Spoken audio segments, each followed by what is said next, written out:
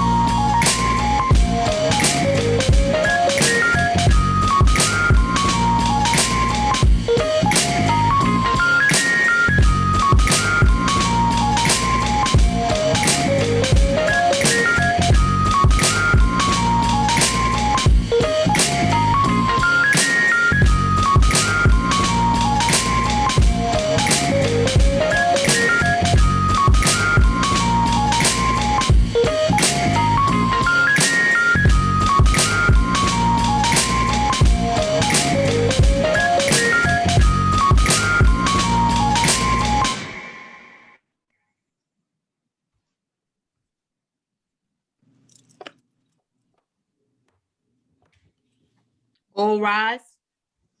Face to east.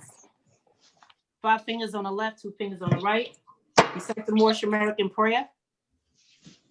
Allah, the Father of the universe. Allah, the Father of the universe. Father of love. The Father of love. Truth. Truth. Peace. Peace. Freedom. Freedom. And justice. And justice. Allah is my protector. Allah is my protector. My guide. My guide. And my salvation. And my salvation. By night. By night. And by day.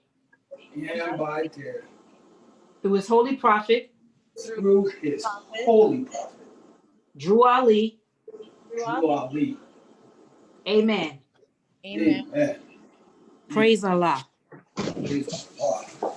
First, I'd like to rise and give praises to the great God Allah, who is the author, the creator, the governor of the world, almighty, eternal, and incomprehensible. He is the causeless cause and the rootless root from which all things have grown. To the one who's supreme, most wise, and beneficent, to him alone belongs worship, adoration, thanksgiving, and praise. I give honors to the illustrious prophet, Noble Drew Ali, the last prophet in these days, the founder of the Moorish Science Temple of America, 1913 AD, savior of humanity. I give honors to all true and divine prophets, Jesus, Muhammad, Buddha, Confucius, etc. I give honors to the forerunner, Marcus Messiah Garvey. I give honors to all past Supreme Grand Advisors and moderators of the Moorish Science Temple of America in concession, Brother C. Kirkland Bey, Brother F. Nelson Bey, and Brother J. Blakely Bey. I give honors to the past Grand Sheikh and moderator, Brother R. Love Ill. May Allah be pleased. I give honors to the present Grand Sheikh and moderator, Brother R. Jones Bey, and his assistant, Brother P. Chase Hill. I give honors to the Grand National Chairman, Sister S. Russell Dunbar Bey, and her assistant, Brother V. Bell Bey. I give honors to the Grand Governor of the State of New York, Brother C. Herc Bey, and his assistant, Brother K. Richardson Hill. I give honors to our Grand Sheikh in Temple number 34, Brother Y. Cyrus Hill, and his assistant, Brother W. Clendon Bey. I give honors to all the officials, Sister C. Silzil, who's also a Sheikhist and divine minister, and Brother L. Serrano Bey. I give honors to the Assistant Secretary, Sister B. Reeves Bey. I give honors to the Mufti, Brother T. Berry Bey, who's also the Treasurer. I give honors to our Chairman, Brother C. Ferguson Hill, who's also the Grand Governor of the State of Connecticut. I give honors to all past, present, and future national, state, and local officials, members, and guests of the Moorish Science Temple of America. I give honors to our two flags, the American flag and the Moorish flag. I give honors to our charter, which give us the right to practice and promote Islamism in America without molestation. I give honors to all the literature and the remedies that the prophet has brought for uplifting fallen humanity. I give honors to each and every one of you. I give honors to man, because when man honors man, he honors his father, God Allah, Islam. I'll now take a read from the Moorish Science Temple of America, Divine Constitution and Bylaws. Salvation, our God, unity. The Moorish Science Temple of America, the Divine Constitution and Bylaw. Act 1. The Grand Sheikh and the Chairman of the Moorish Science Temple of America is empowered to make law and enforce law with the assistance of the Prophet and the Grand Body of the Moorish Science Temple of America. The Assistant Grand Sheikh is to assist the Grand Sheikh in all affairs if he lives according to love, truth, peace, freedom, and justice. And it is known before the members of the Moorish Science Temple of America. Act 2. All meetings are to be open and closed promptly according to the Circle 7 in love, truth, peace, freedom, and justice. Friday is a holy day of rest, because on a Friday the first man was formed in flesh, and on a Friday the first man departed out of flesh and ascended unto his Father, God Allah. For that cause, Friday is a holy day for all Muslims all over the world. Act 3. Love, truth, peace, freedom, and justice must be proclaimed and practiced by all members of the Moorish Science Temple of America. No member is to put in danger or accuse falsely his brother on any occasion at all that may harm his brother or sister, because Allah is love. Act 4. All members must preserve these holy and divine laws, and all members must obey the law of the government, because by being a Moorish American, you are part and parcel of this said government and must live the life accordingly. Act 5. This organization of the Moorish Science Temple of America is not to cause any confusion or to overthrow the laws and constitution of this said government, but to obey hereby. Act 6. With us, all members must proclaim their nationality, and we are teaching our people their nationality and their divine creed, that they may know that they are part and parcel of this said government, and know that they are not Negroes, colored folks, Black people, or Ethiopians, because these names were given to slaves by slaveholders in 1779 and lasted until 1865 during a time of slavery. But this is a new era of time now, And all men now must proclaim their free national name to be recognized by the government in which they live in the nations of the earth. This is the reason why Allah, the great God of the universe, ordained Noble Drew Ali, the prophet, to redeem his people from their sinful ways. The Moorish Americans are the descendants of the ancient Moabites who inhabited the northwestern and the southwestern shores of Africa. Act 7. All members must promptly attend their meetings and become a part and a partial of all uplifting acts of the Moorish Science Temple of America. Members must pay their dues and keep in line with all necessities of the Moorish Science Temple of America. Then you are entitled to the name of faithful. Husband, you must support your wife and children. Wife, you must obey your husband and take care of your children and look after the duties of your household. Sons and daughters must obey father and mother and be industrious and become a part of the uplifting of fallen humanity. All Moorish Americans must keep their hearts and minds pure with love and their bodies clean with water. This divine covenant is from your holy prophet, Noble Drew Ali, through the guidance of his father God, Allah. Noble Drew Ali, founder, Moorish American prayer, Allah, the Father of the universe, the Father of love, truth, peace, freedom, and justice. Allah is our protector, my God, and my salvation by night and by day through his holy prophet, Drew Ali. Amen. The Moorish Science Temple of America, Home Office, 2905 5th Street, Southeast Washington, D.C., 20032. Thus I read the 7 acts from the Divine Constitution and Bylaws. I'll now bring your attention over to the great meeting is on Moorish Quran questions for Moorish Americans. Page 7. Question is, in additional laws for the Moorish Americans by the Prophet Noble Drew Ali. Act 1. Grand sheikhs and governors and heads of all temples, all businesses, each said temple must be approved by the Prophet Noble Drew Ali. Before acting upon any member, let it be finance, property, or any line of life that will cause the members to sacrifice finance, etc., that will cause the support of any group of members. Any former officer that violates these laws is subject to be removed from his office under heavy restriction, etc., by the Prophet or the Grand Sheikh. Act 2. All members are to attend their adept meetings and their public meetings promptly. If a member is found standing around on their meeting period, shall be fined 50 cents on the first case, and on the second, he will be fined $1, which will go on your emergency fund. If members is working, his monthly dues must be paid, and if he has money in the bank, he must subscribe for as much as he is able to the Moorish Uplifting Fund, because it takes finance to uplift the nation. Act 3. It is lawful and divine duty of every good member, if he is able in finance, to aid me in saving the nation, and if he does not, he is an enemy to the cause of uplifting his own people, and justice must catch you. Let it be he or she, according to love, truth, peace, freedom, and justice, as I have the power invested in my hands, and I will have to enforce the law in order to save the nation. Act 4. All members, while making a public speech, must not use any assertion against the American flag or speak radical against the church or any member of any organized group, because we are to teach love, truth, peace, freedom, and justice. Act 6. All members must promptly attend their meetings and send their children to Sunday school, and the teacher must confirm himself to the questionnaire, and let every member exercise his 5 senses who is able to do so, because out from Sunday school comes the guiders of the nation. Act 6.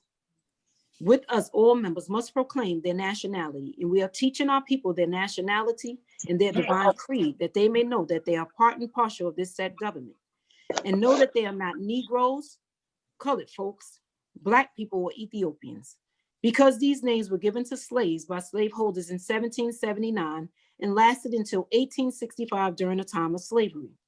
But this is a new era of time now, and all men now must proclaim their free national name to be recognized by the government in which they live in the nations of the earth. This is the reason why Allah, the great God of the universe, ordained Noble Drew Ali, the prophet, to redeem his people from their sinful ways. The Moorish American are the descendant of the ancient Moabites who inhabited the northwestern and the southwestern shores of Africa. Act 7. All members must promptly attend their meetings and become a part and a partial of all uplifting acts of the Moorish Science Temple. Members must pay their dues and keep in line with all necessities of the Moorish Science Temple. Then you are entitled to the name of faithful. Husband, you must support your wife and children. Wife, you must obey your husband and take care of your children and look after the duties of your household. Sons and daughters must obey father and mother and be industrious and become a part of the uplift and the fallen humanity. All Moorish Americans must keep their hearts and minds pure with love and their bodies clean with water. This divine covenant is from your holy prophet, Noble Drew Ali, through the guidance of his father, God Allah. Thus I read the 7 additional acts from the Quran questions for Moorish Americans. I'll now take a read from the Holy Quran of the Moorish Science Temple of America, divinely prepared by the noble prophet Drew Ali. By the guidance of his father, God Allah, the great God of the universe, to redeem man from his sinful and fallen stage of humanity back to the highest plane of life with his father, God Allah. I'm going to bring your attention to page 36, the divine instructions from the Holy Prophet, chapter 27, the holy unity of the rich and the poor. The man to whom Allah have given riches and blessed with a mind to employ them aright is peculiarly favored and highly distinguished. He looketh on his wealth with pleasure, because it afford him the means to do good. He protecteth the poor that are injured. He suffereth not the mighty to oppress the weak. He seeketh out objects to compassions. He inquireth into their wants. He relieveth them with judgment without ostentation. He assisteth and rewardeth merit. He encourageth ingenuity and liberally promoteth every useful design. He carrieth his own great works. His country is enriched, and the labor is employed. He formeth new schemes. The arts receive improvement. He considereth the superfluities of his table as belonging to the poor of his neighborhood, and he defraudeth them not. The benevolence of his mind is not checked by his fortune. He rejoiceth therefore in riches, and his joy is blameless. But woe unto him that heapeth up wealth in abundance, and rejoiceth alone in the possessions thereof, that grindeth the face of the poor, and considereth not the sweat of their brows. He driveth on oppression without feeling. The ruins of his brothers disturbeth him not. The tears of the orphan he drinketh as milk. The cries of the widow are music to his ears. His heart hardened with the love of wealth. No grief or distress can make impressions upon it. But the curse of iniquity pursueth him. He liveth in continuum fear. The anxiety of his mind and the rapacious desires of his own soul take vengeance upon him for the calamities he has brought upon others. Oh, what of the miseries of poverty in comparison with the gnawings of this man's heart? Let the poor man comfort himself. Yes, rejoice, for he hath many reasons. He sitteth down to his morsels in peace. His table is not crowded with flatterers and devourers. He is not embarrassed with a train of dependents, nor teased with the clamors of solicitation. Debarred from the dainties of the rich, he escapeth also their diseases. The bread that he eateth is not so sweet to his taste. The water he drinketh, is it not so pleasant to his thirst? Yea, far more delicious water than the richest draught of the luxurious. His labor preserveth his wealth, his health, and procureth him a repose to which the downy bed of sloth is a stranger. He limiteth his desires with humility, and the calm of contentment is sweeter to his soul than all the acquirements of wealth and grandeur. Let not the rich, therefore, presume on his riches, nor the poor in poverty yield to despondence, for the providence of Allah dispenseth happiness to them both. Praise Allah. I just read the entire chapter from chapter 27, the holy unity of the rich and the poor. Our meeting is officially open according to our Prophet Noble Drew Ali's laws. I want to thank everyone for joining us for Sunday school today. I pray that you can take a message home with you this week that will help you through your trials and tribulations. May Allah bless you all. I'll call on our Sunday school instructor for today, Brother Y. Cyrus Hill, the Grand Sheikh. Peace. Peace. Peace. Thank you, Sister Berry Bay. Islam, Moors. First, I rise and give praise to the great God, Allah, the Father of the universe, the Father of love, truth, peace, freedom, and justice, the author, creator, and the governor of the world, almighty, eternal, and incomprehensible. I give high honors to the last prophet in these days, Prophet Noble Drew Ali, the founder of the Moorish Science Temple of America. Who said, come, all ye Asiatics, and learn the truth about your nationality and your birthrights. We give high honors to all of the divine prophets, Jesus, Muhammad, Buddha, and Confucius. I continue high honors to the forerunner of the prophet, Brother Marcus Mosiah Garvey, who said, up, you mighty race. You can accomplish what you will. I give honors to all of the leaders of the Moorish Science Temple of America, past and present. Giving honors to the first Supreme Grand Advisors and Moderators, and to our present Grand Sheikh and Moderator, Brother R. Jones Bey. We give honors to all of the national officials of the Moorish Science Temple of America. We give honors to all of the national, state, and local officials of the Moorish Science Temple of America. We give honors to our Grand Governor here in the state of New York, Brother C. Hurt Bey, and to his assistant, Brother K. Richardson L. I give honors to our Grand Sheikh Emeritus, Sister E. German Bey, and to our former Grand Sheikh, Brother W. Clendenin Bey. We give honors to all of the officials of Temple number 34. I give honors to our chairman, Brother C. Ferguson L., and to his assistant, Sister L. Berry Bey, who is also the chairman of the Sisters Auxiliary. Give special honors to Sister L. Berry Bey for her spearheading and originating the Mothers of Virtue program. And for those that are not familiar with the Mothers of Virtue, you can go onto our Facebook page and you can see, I believe there's a video, if I'm not mistaken, Sister Berry Bey. Where's the video sit for the original Mothers of Virtue? I believe it's either on Islam, praise Allah. You can go onto the Mothers of Virtue's Facebook page. Mm-hmm. I have all the videos uploaded there. I think we did put some on our Temple 34 page as well. If we don't have too many on there, I will definitely upload those as well, Grand Sheikh. But you can go to Temple 34 Facebook page to see all the videos for Mothers of Virtues. Praise Allah. Praise Allah. Thank you, Sister. I think we shared a video, which was the first Mother of Virtues. I want to say was it 2018? It's here inside of Temple 34. And that recording was definitely posted on our Facebook page. I believe you can find it on our YouTube. Go to Moorish Science Temple number 34 in our YouTube page. Actually, make sure to subscribe to that. You can find that the entire meeting of the first Mothers of Virtue. The second was held in 2000, and I want to correct me if I'm wrong, I believe it was 2019. I don't think we got the recording of that. Unfortunately, there's some photographs and partial recordings, and that was held. We do have it. It's on Mothers of Virtue's Facebook page. Praise Allah. Praise Allah. Yes. I need that one for sure. I know I haven't seen the entire recording of the second Mothers of Virtues. No, it's in clippings. You have the speakers, but we don't have it like the first one we did. But we have the speakers and the performers in different clippings. Praise Allah. I give honors to our chairman, who was also assistant chairman, who was also secretary. I give honors to her assistant, Sister B. Reeves Bey. I give honors to the treasurer of Temple number 34, Brother T. Berry Bey, who is also our resident Mufti, praise Allah.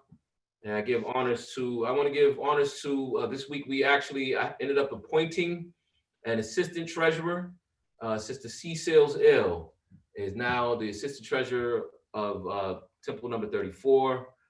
Praise Allah. Sister C. Sales is a sheikh and our divine minister. Has served in many different positions in Temple number 34 over the years. And I say praise Allah for the sister and her taking on his position of assistant treasurer. I give honors to all of the Moors. I give honors to all of our sheikhs, all of our ministers. I give honors to all of our faithful members. I give special honors to the brothers and a sister who were appointed to help Temple 34 head up their new platforms, including our media platform and our research team. Praise Allah. Praise Allah. I continue honors to the Charter of the Moorish Science Temple of America with its 10 great wonders of the world. I give honors to the two flag, the American flag for the nation which it stands, and the Moorish flag with the 5 highest principles that are known to man. I give honors to all of the prophets' literature, giving honors to the divine constitution and bylaws, to the Moorish Holy Quran, to the questionary Moorish literature, humanity pamphlet, oral statements, and everything that the prophet brought for the uplifting of fallen humanity. Praise Allah. Moors, let's jump into the questionary. I want to make sure I'm going to go very quickly through the first 20 questions of the questionary, which I believe are very important to always read. And this, I'm still in the frame of mind of going over some of the history of the Moorish Science Temple of America. So we're going to go over these first 20 questions, which include the foundation of our teaching, as well as information about the basis of our organization and what it stands for. And we're gonna do that inside of the Great Meeting is On, Quran questions for Moorish Americans. Actually, I said the American flag for the government in which it stands, and the Moorish flag for the nation which it stands. Pardon me, correcting myself. Question number 1, Moors, who made you? Allah. Allah. Islam. Who is Allah? Allah is the Father Father of the universe. Can we see him? No. Oh, Where is the nearest place we can meet him? in the In heart. the heart. Islam. Who is Noble Drew Ali? He is Allah's prophet. What is a prophet? A prophet is is the God of of Allah. Of Allah manifested in the flesh. What is the duty of a prophet? To To save nations from the wrath of Allah. Who was the founder of the Moorish Science Temple of America? Noble Drew Noble Ali. Drew Ali. What year was the Moorish Science Temple of America founded? 1913 AD. Where? Newark, New Jersey. Where was Noble Drew Ali born? In In the state of North Carolina. 1886. 1886. What is his nationality? Moorish American. Moorish American. What is your nationality? Moorish, Moorish American. Why are we Moorish Americans? Because we are Because we are descendants descendants of Moroccans and born in America. For what purpose was the Moorish Science Temple of America founded?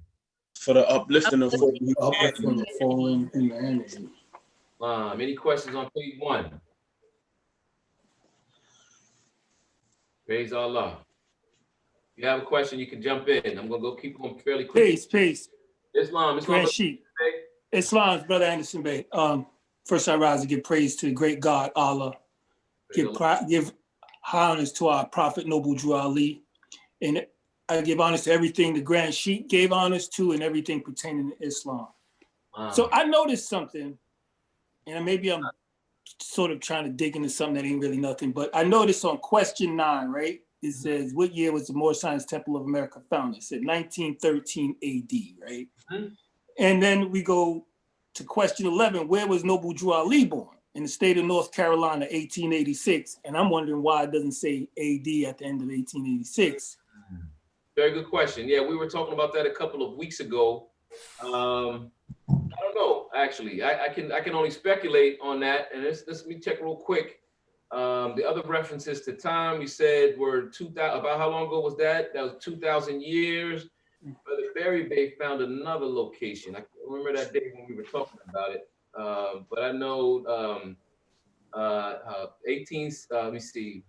What was the head of taking off? 1453 Byzantine, right? So 1453 would also be AD. This is question 83. But instead of AD, the Prophet put Byzantine. And I believe those are all the dates. There was another date Brother Barry Bay picked up. Question 85, it says 1774. Name some of the marks that were put upon the Moors of the Northwest by the European nations in 1774. Negro, Black, Colored, and Ethiopia. Islam. And that one actually also doesn't have the AD on it. Right. So kind of quickly exercising my 5 senses. And also question 21 says 10,000 years, but that really doesn't, it's not necessarily a date, it's more so a time frame. what year was the Moorish Science Temple of America founded? 1913 AD.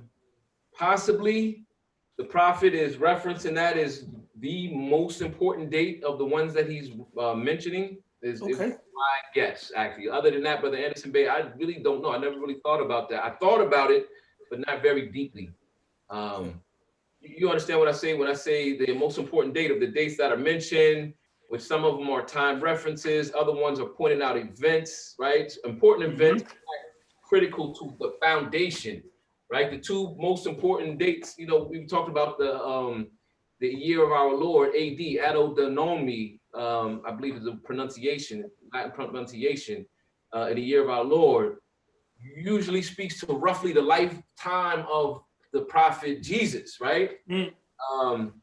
Whether it be when he was born or when he was conceived. The prophet Noble Drew Ali puts his birth date right close to that date, but for him, he's weighing in more importance on the foundation. I would guess, right? Just thinking about it, he's putting more importance on the foundation of the Moorish Science Temple of America, hence it being question number 9 of all numbers. You know, the number 9, when you think about number 9 means perfection, completion, actually, pardon me. 7 is perfection, 8 is infinity, 9 is completion. And his birthday being question number 11. That, off the top of my head, thinking about it for a couple of minutes, that's what I would say, Brother Anderson Baby. Very good question, observation. Thank you, Rashid. Islam, Sister Harmony. Islam, Grand Sheikh, we have a question by Brother Turner Bay. Islam, Brother Turner Bay. Islam. Can you hear me? Yes, sir. Okay. First I rise and give praises to Allah, the Father of the universe. I give honors to the forerunner of the Prophet, Brother Marcus Mosaic Garvey. I give honors to the Prophet, Brother Noble Drew Ali. I give honors to the Grand Sheikh and everything the Grand Sheikh gave honors to. I give honors to man because when man honors man, he honors his Father God, Allah. Islam. My question is for, just a clarification for any guests we have on the line, and also a little bit for myself. Question 14, it says, why are we Moorish Americans? Because we are descendants of Moroccans and born in America. So, some people would be confused as saying, well, wow, you're Moroccan or of Morocco. And, just to clarify that, my thing was, it's not the present day Morocco, but the Moroccan Empire is what he was speaking to. Am I right by saying that?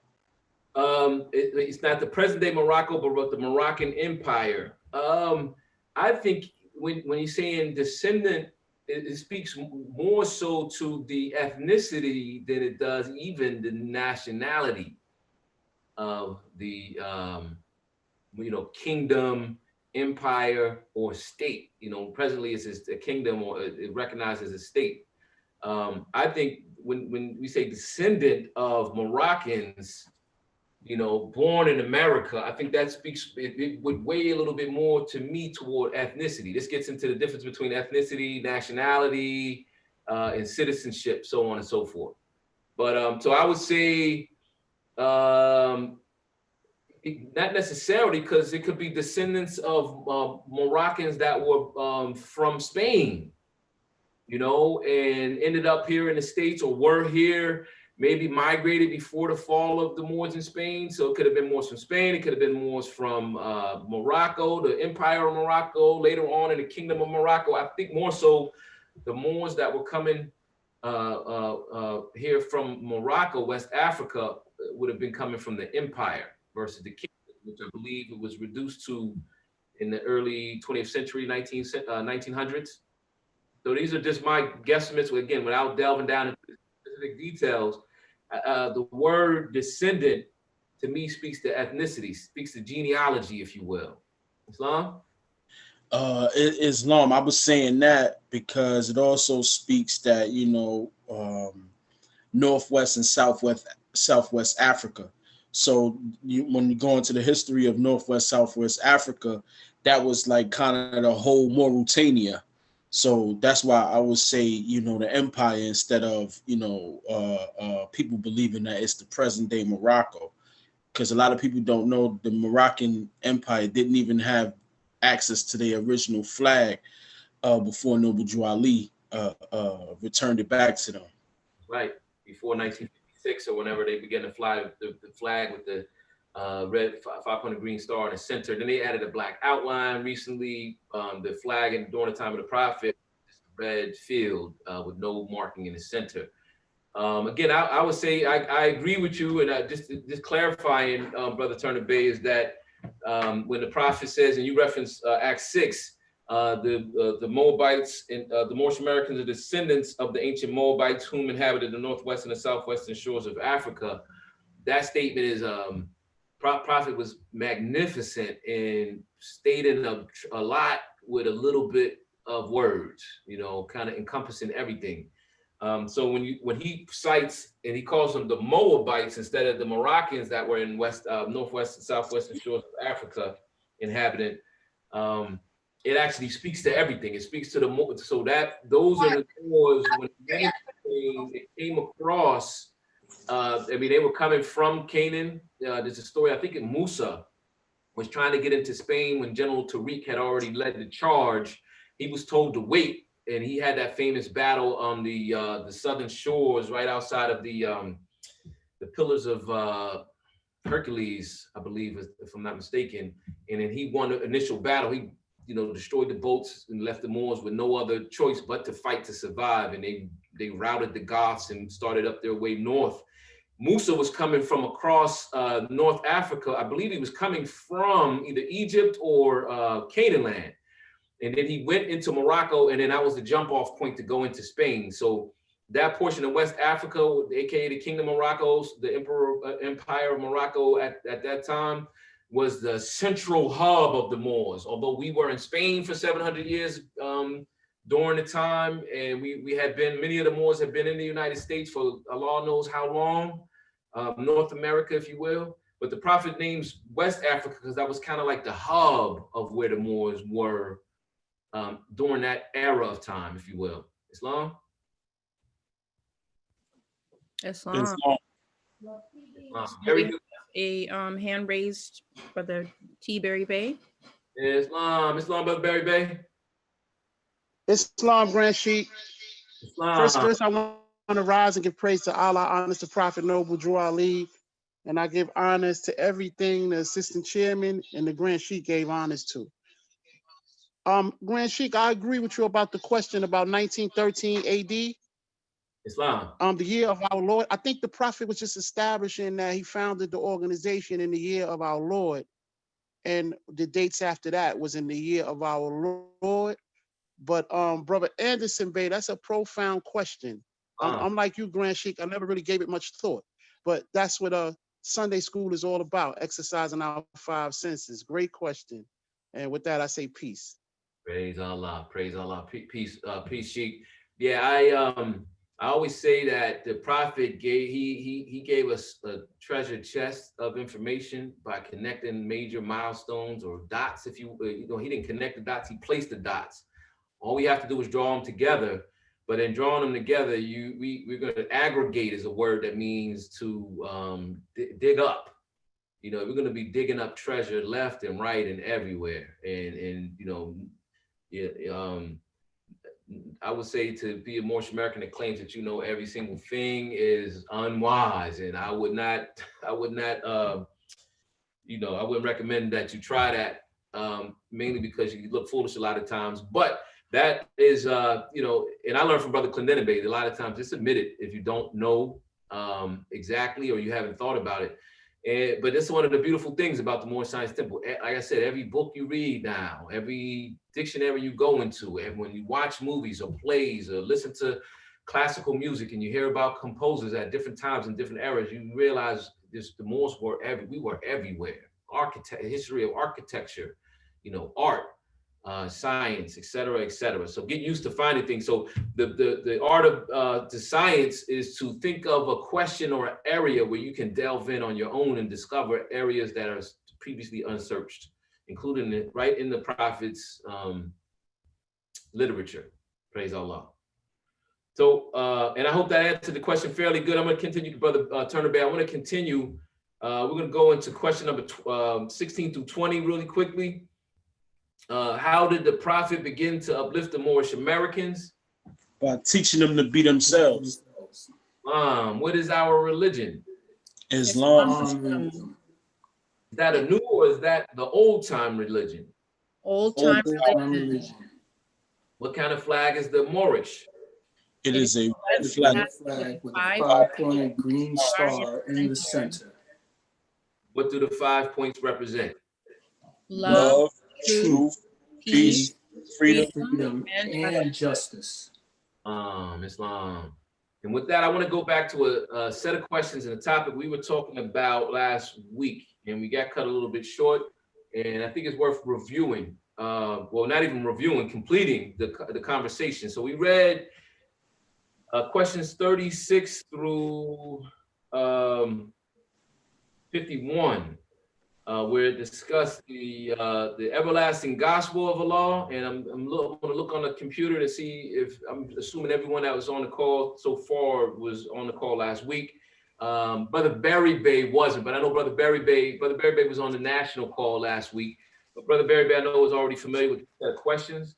So I'll read the two that reference directly. Question number 40 says, what is our prophet to us? And the answer is, he is an angel of Allah who was sent to bring us the everlasting gospel of Allah. And question 41 says, what is the everlasting gospel? And the answer says, it is a saving power that comes from Allah to our ancient fathers by his prophet. Right? And then down at question number 50, it says, what other name do we give to truth? The answer is holy breath. And 51 says, what have you to say about holy breath? And the answer is, all we can say is, it is great, it is good, it was, it is, and ever more to be. Amen. So we're, I guess we can ask the questions in the order that they're given to us, and we'll ask first, what is the Moore's thoughts on the everlasting gospel? And I'm going to leave the floor open for anyone. I believe Brother Turner Bay started to answer last week. Moore's chimed in. I'm going to go to some of the newer Muslims. Anyone want to answer that question? What is the everlasting gospel based on your understanding at this point? We have a hand by Brother P. Volkazil. Islam, Brother Volkazil. Islam. First, I rise and give praise to the great God, Allah, the Father of love, truth, peace, freedom, and justice, and my Father as well. I give honors to the great Prophet Noble Drew Ali. I give honors to the Grand Sheikh of Temple number 34, everything that the Grand Sheikh has given honors to, and everything, I give honors to everything that the past members and guests have given honors to. I just had a comment in regards to that first question that you posed, Grand Sheikh, in regards to Moroccan. Isn't Moroccan the modern name for Moabites, which makes me think of Ruth the Moabitess, whom Jesus' maternal bloodline descends? Yes, that's true. And let's go right to the question.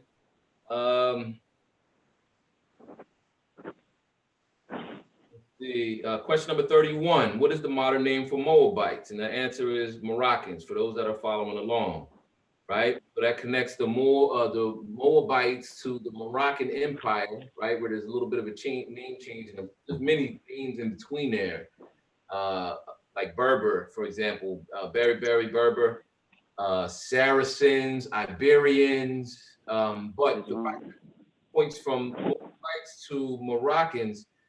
And so, yes, and it also, in the next question, it says, let me see, where is Ruth. The question about Ruth is in here as well. Okay. Okay, where did the question for question number 30, right before that? What is the nationality of Ruth? And it says Ruth was a Moabitess. And the next question is the one that I just read. What is the modern name for Moabites? The answer is Moroccans. So yes, Brother Vocazil, that's correct. Islam. And then I was to answer or to give my understanding of the holy breath, which the Quran Questions for Moorish Americans states that the holy breath is, what is the everlasting gospel? It is the saving power that comes from Allah through our ancient fathers by his prophet. To me, the holy breath and the everlasting gospel is the gospel of peace unto everyone, every man, and man includes woman and man. Because without a woman, we wouldn't be manifested into this earth. Let me just separate. Let's separate the two. Let's look at everlasting gospel first, because if you combine them both together, these are fairly complex. I would say the latter, holy breath, is the most complex. So let's separate them so we don't confuse them. I want everyone to have a clear understanding of the difference, why the prophet named them differently. This first, what's your take on the everlasting gospel? Okay, the everlasting gospel to me is to interact with everyone with peace, to be peace, it's peace and goodwill to men. Is to spread, is to be that, to do that, to be Allah in that way. Okay. Islam. Okay, Islam. So Brother Bocazil was calling the philosophy of peace, if you will, right? Which I don't disagree with. I would say that it's a portion of it, right? I'm gonna throw a hint out. I'm gonna go to another person, another one of the Moors to speak the everlasting gospel. And my hint, I hear you, Brother Turner Bay. My hint would be to break it down to its root. That's a statement. Break it down to the root word and maybe the root of that word. You know, Brother Turner Bay. Islam. I would like to yield to Brother T. Berry Bay. He had his hand up first. Islam, Brother Berry Bay. Islam, Grand Sheikh. I want to speak to the everlasting gospel as well. The everlasting gospel is the good news. You know, peace on earth, goodwill to men. It also says in our Quran that the gospel of the resurrection of the dead, it talks about. You know, it talks about it being our heritage. And I always like to use our flag as a symbol of the everlasting gospel. When it says, what is the everlasting gospel? It is a saving power from Allah that comes through our ancient fathers by his prophet. The 5 principles on the flag represents Allah. You know, the flag is over 10,000 years old. Some say 50,000 years. That's through our ancient forefathers. And the flag was brought to us by our prophet. So it says it is a saving power that comes from Allah through our ancient fathers by his prophet. So I would say the everlasting gospel is the good news. Peace on earth, goodwill to men. With that, I say peace. Praise Allah. Praise Allah. I believe that is definitely correct as well. Speaking to the everlasting gospel, I'm gonna see if there's any other answers. I'm gonna also point to ask them, well, what is the definition of gospel? What does gospel mean, Brother Turner Bay? Islam, the everlasting gospel. I think you know, when it says that it's a saving power, you know, I think of what is the saving power that we have as Moorish Americans? Well, it's teaching us to be ourselves. And when you think of, you know, it being everlasting, you know, what does everlasting mean? That mean is just like, you know, it's no beginning to no end. You know, it's just what all we can say about the holy breath. You know, it is, was, never more to be. So, you know, when I think about that everlasting gospel, I think about Noble Drew Ali, you know, and looking at the Holy Quran. And when you open it, it says, know thyself in Allah. So I think, you know, that when you turn to I think it's chapter 3. Mm-hmm. Is it chapter 3? No, it's not chapter 3. I think it's chapter 5. Where it mentioned? No. Where it speaks about faith, belief, faith, and fruition. Chapter 7. Chapter 7, Paul and self. Chapter 7, you know, that right there is the same thing as you know, the holy gospel to me, when it speaks, because it speaks volume, you know, when it says, you know, what is belief? It says, and this is what man thinks perhaps is truth, you know, in our steps to knowing thyself. And then it says, you know, and faith is next. And this is what man knows the truth. Then you have fruition is the last. And this is man himself, the truth. Belief is lost in faith. And in fruition, faith is lost. And man is saved when he has reached deific life, when he and Allah are one. So, like I said, that's it's universal, is the, you know, is the circle. There's a circle of life of what Noble Drew Ali brung. You know, it's time continuum. It doesn't stop. It is what all the prophets brought, and it was before the prophets. You know what I'm saying? So that's what I believe at the everlasting gospel is to me. Islam.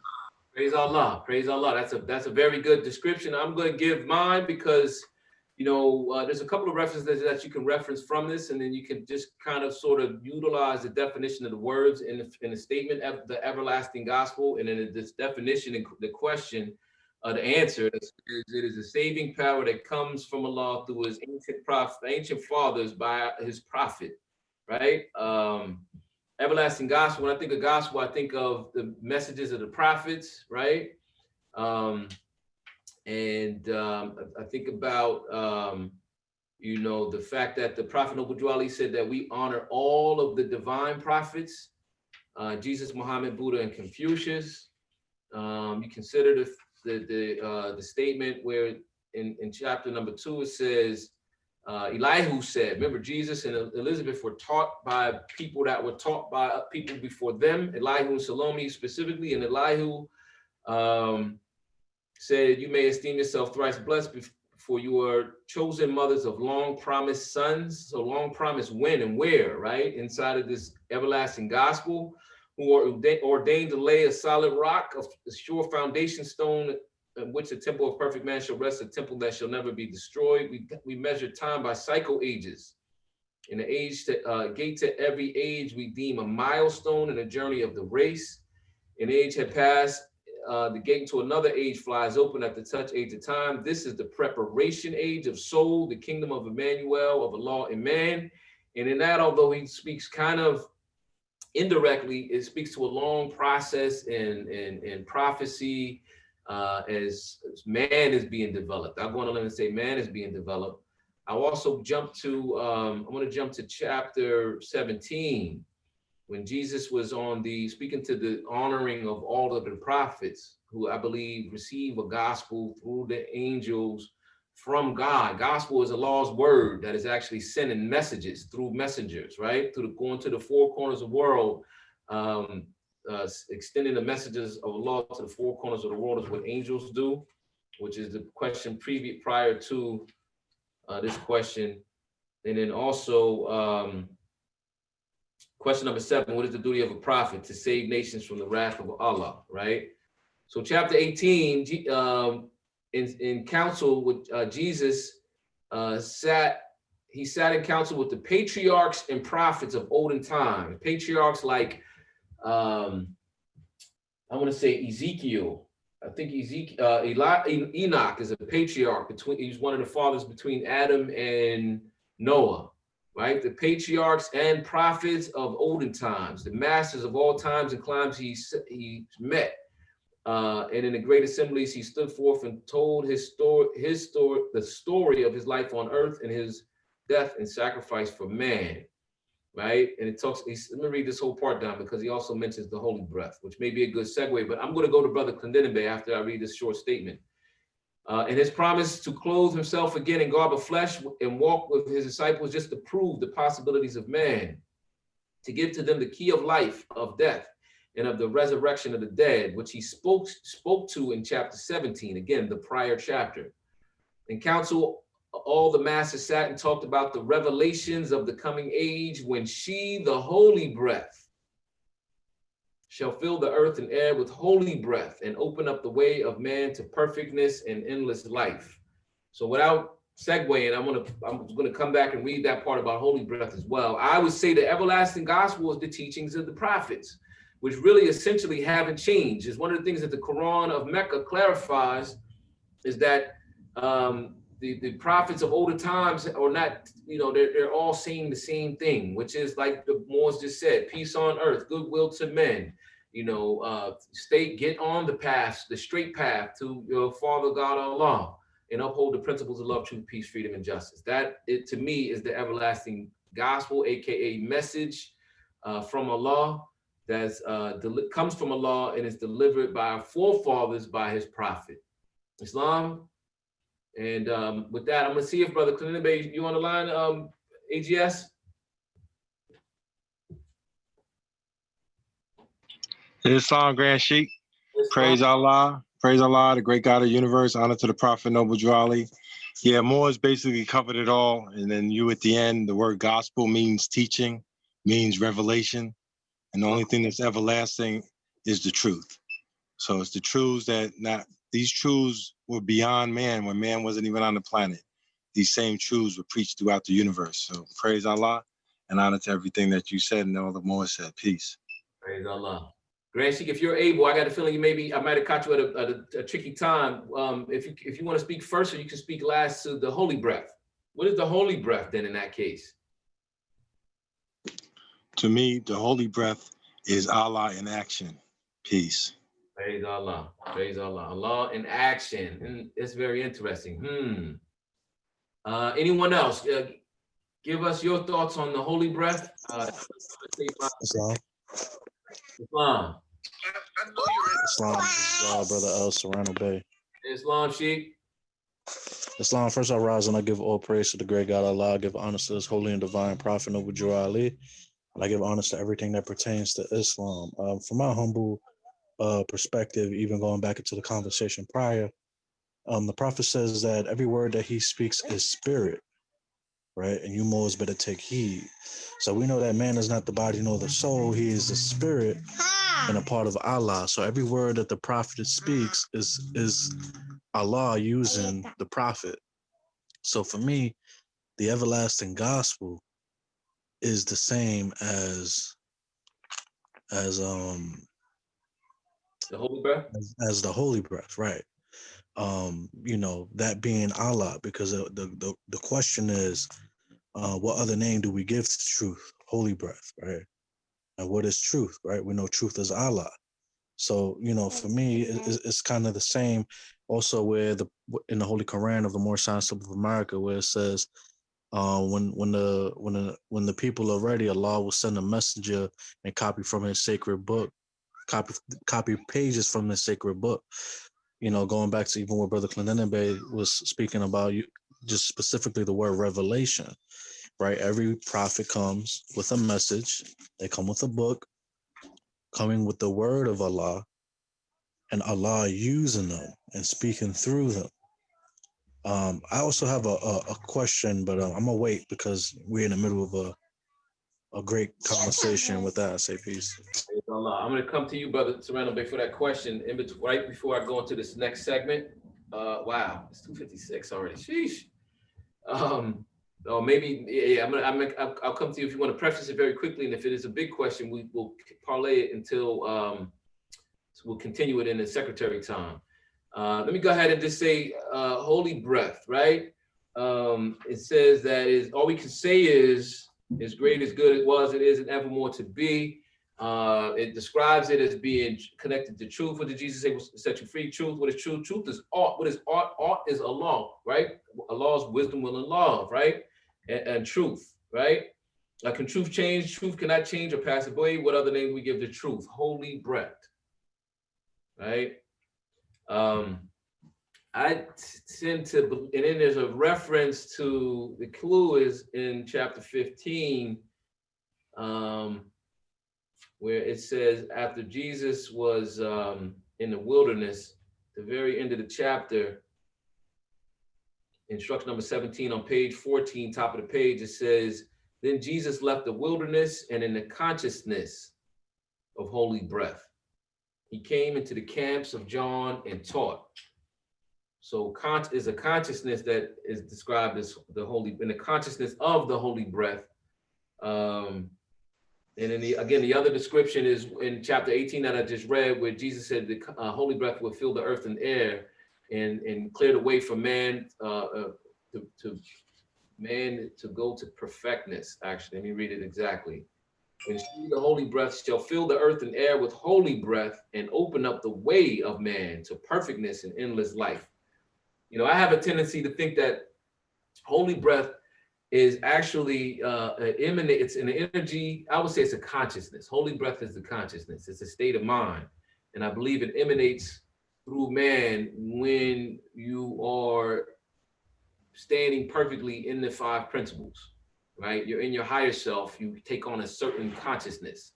And that consciousness or state of mind is embedded in the holy breath.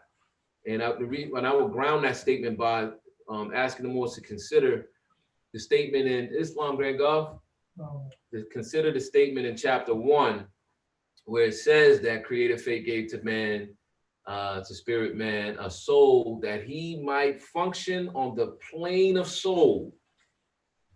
And we're currently having a discussion on a soul, started this past Friday. And in that, you'll see that a large part of the soul, if not most of the soul, is the consciousness of man. Islam. Islam. I'm going to go to Sister Berry Bay, and I also heard Brother Turner Bay. If there's a plane of soul, what is the makeup of the plane of soul? If there's a carnal plane where things become manifested, there's a spirit plane, right? Where Allah is all. Or where Allah exists, right? Or Allah is all, so he exists on all planes. But then you have a soul plane. What does the plane of soul consist of? And this is where I get that, carry that thought about the holy breath, a certain type of consciousness. Possibly the spirit plane as it operates in consciousness, it creates that holy breath type of a, I wouldn't call it a phenomenon, but a state of mind. I'm gonna go to Sister Berry Bay, and then I think that was Brother Turner Bay. I'm going to Brother Turner Bay after Sister Berry Bay. Islam, dear brothers. I heard you speaking about the holy breath, and I want to jump in and speak about the life cycling force is what I look at it as. The holy breath is a state of mind, as you were just saying, Grand Sheikh. I always say Allah's state of mind is an inconceivable vast of incomprehensible wisdom. And so it prepares you, as it says, the ground must be prepared before the corn be planted. There's a preparation stage to meet Allah in the heart. And then once you meet Allah, it also goes into how, as the breath of heaven say unto the waters of the deep. That is Allah communicating with us, showing us how to receive the messages that we need, which is that good news to strive for purity. You know, learn how to love yourself. So it moves energy to me. I look at it as moving energy because it says, this way shall thy billows roll no higher. No other thus high, thus higher shall they raise their fury. You know, so you are learning how to maintain the breath and reach a state of mind of Allah's state of mind. It's a high way of thinking. It's the higher self trying to tame the lower self. Because you know, when we're in our lower self, when my husband always spoke about when you're breathing hard, it's an angry state that you're in. You can tell a person who's angry because the way they're breathing.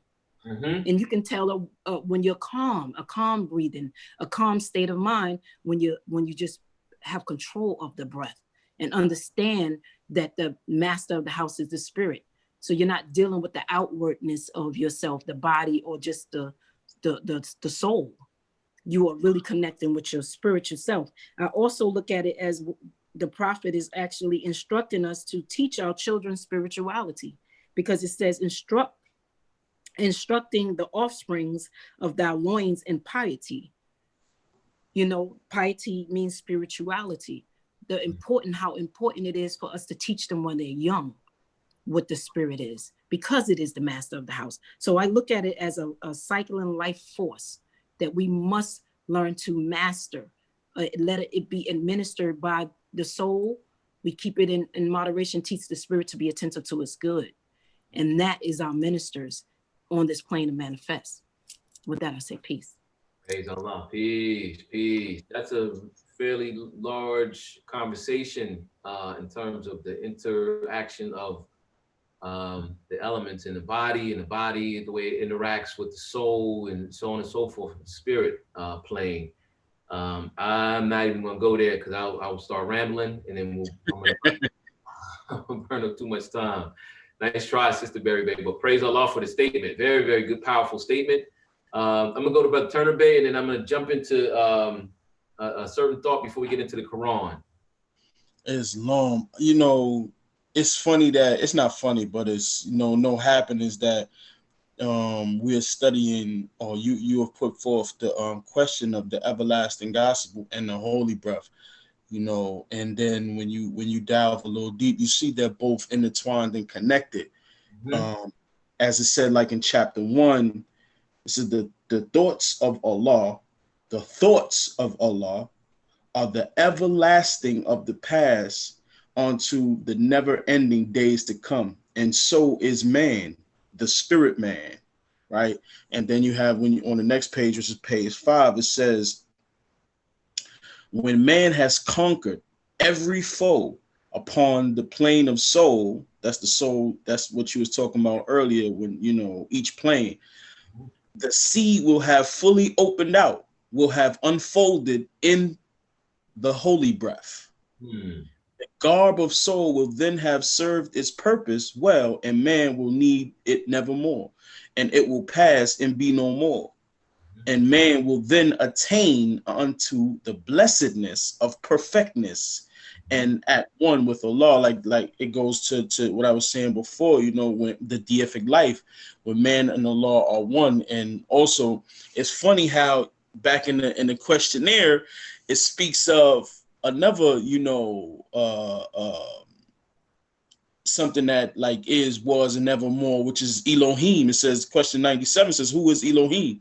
Elohim is the 7 creative spirits that created everything that ever was, is, and evermore to be, which also goes back to the creation and fall of man in chapter 1. And then you have back in the chapter you spoke about, which is chapter 17, Jesus manifested this. He said, which key is that? He said, okay. It said, I think it's chapter, 12, right? My human flesh has changed to higher form from love divine, and I can manifest in flesh or in higher planes of life at will. He says, what I can do, all men can do. Go teach the gospel of the omnipotence of man. So here we go again, which is back to, you know, as soon as you open the Holy Quran and Moorish Science Temple, it says, know thyself in Allah. You know, so yeah, it really speaks. Those two, like I said, I believe they're connected in so many ways. And it's just so many ways you can delve into those two questions. It's endless. I believe it is, you know, the everlasting gospel. Islam. Very well said, brother Turner Bay, and pointing out that additional reference in chapter 1, and it ties it into this process that we're definitely going through.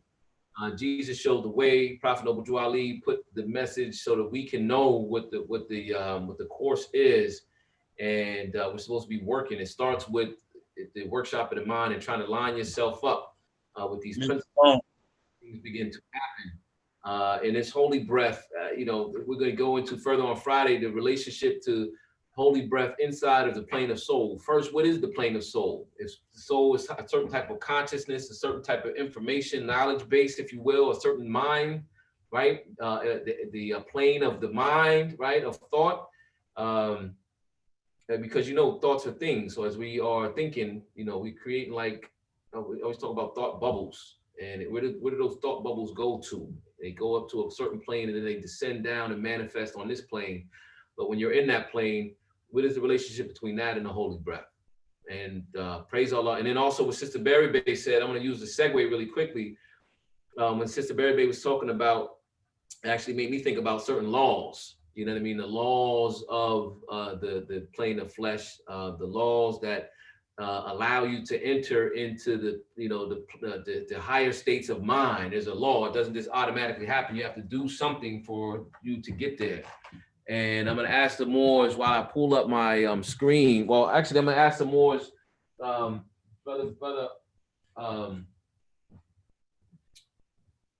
Turner Bay just mentioned something about garb. And I'm going to actually segue. I'm going to ask the Moors for a second. Think about what is garb. Religious garb. Google what the word garb is. Moorish garb. You hear people talk about Moorish garb, Moorish costume. I wanted to get to this question. I didn't get a chance to. I'm going to just read them just to make a quick reference. This is the section that talks about the Garden of Eden. Let me read them really quickly. Where's the Garden of Eden? In the land of Canaan, in the city of Mecca. What is the modern name for the Garden of Eden? Mecca. What is the name given? What is the name of the first physical man? His name cannot be used only by the executive rulers of the AC of the MST of A. What are the words of the AC of the MST of A? Adab Chamber of the Moorish Science Temple of America, Third Heaven. Who were Adam and Eve? They are the mothers and fathers of the human family, Asiatics and Muslim. Where did they go? They went into Asia. What is the modern name given to the children? Asiatics. Who is guarding the holy city of Mecca today to keep the unbelievers away? And the answer is given as angels. And my question to the Moors, and let me see if anyone can throw out the answer for the Moors to look up. What is the name of those angels specifically that guard the holy city of Mecca? That's a question for the Brother Berry Bay, Brother Serrano Bay, Brother Clendenin Bay to maybe share with the Moors really quickly while I pull up my screen. What is the name of the angels that guard the holy city of Mecca? They have a title, I believe. Islam. Brother Volkazil? Islam. Would those guardians, those enforcers, be the Turks? No, that's not what I'm necessarily looking for. No, because the Turks are not in the south, the Garden of Eden. I was looking for something more specifically. The Turks are guardians on one level. See if I can find my document. Islam Grand Sheikh. Question 61. What is the modern name for those angels? The answer is Asiatics. Mm-hmm. And we are the Asiatics. Islam. Asiatics is one of the answers. There is, in the tradition of taking the Hajj to Mecca, there's a group of individuals. Brother Serrano Bay has this one. I'm gonna go to Brother Serrano Bay next.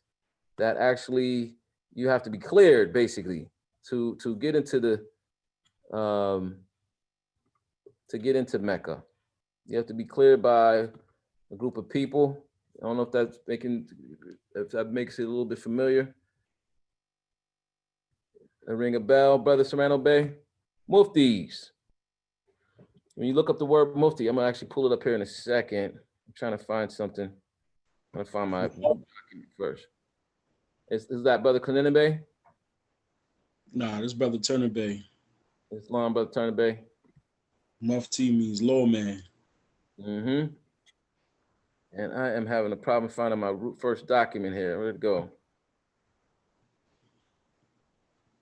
Grand Sheik, you also asked for the definition of garb. Yes. Clothing or dress, especially of a distinctive or special kind. Dress or distinctive clothing. Islam. Thank you, sis. Islam. For some reason, I am missing one of the documents that I had set up. Yeah, I don't know why. Do a quick search. Let's see if I can find it. Islam. Islam Bay. Islam. I'm looking it up on this is from Wikipedia, which a lot of people say even in certain colleges is not a credible source, but you can check the footnotes on it. It says the Grand Mufti of Saudi Arabia is the most senior and most influential. It says a Muslim religious and legal authority in Saudi Arabia. The holder of the position is appointed by the king.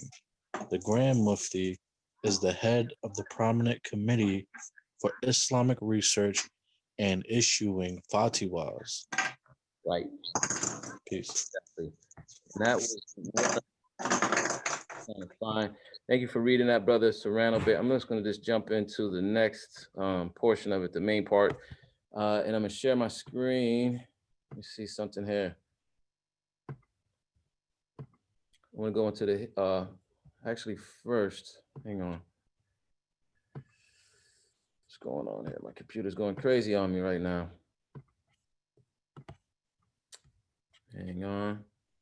I'm gonna go into this. It's actually, I wanted to show some of the regalia of the Moorish Science Temple of America. And for whatever reason, I cannot find the document. Try one more time.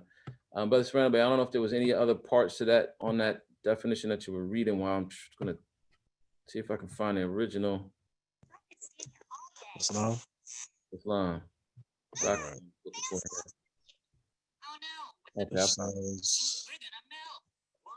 The office was created in 1953 by King Abdul Aziz with the appointment of Muhammad ibn Ibrahim al-Ash Sheikh. Usually the office of the Grand Mufti has been filled by a member of the al-Ash Sheikh, the descendants of Muhammad ibn Ab al-Wahhab. In fact, there has only ever been one Grand Mufti of Saudi Arabia who was not an al-Sheikh. In 1969, King Faisal abolished the office of Grand Mufti and replaced it with a Ministry of Justice. That's interesting.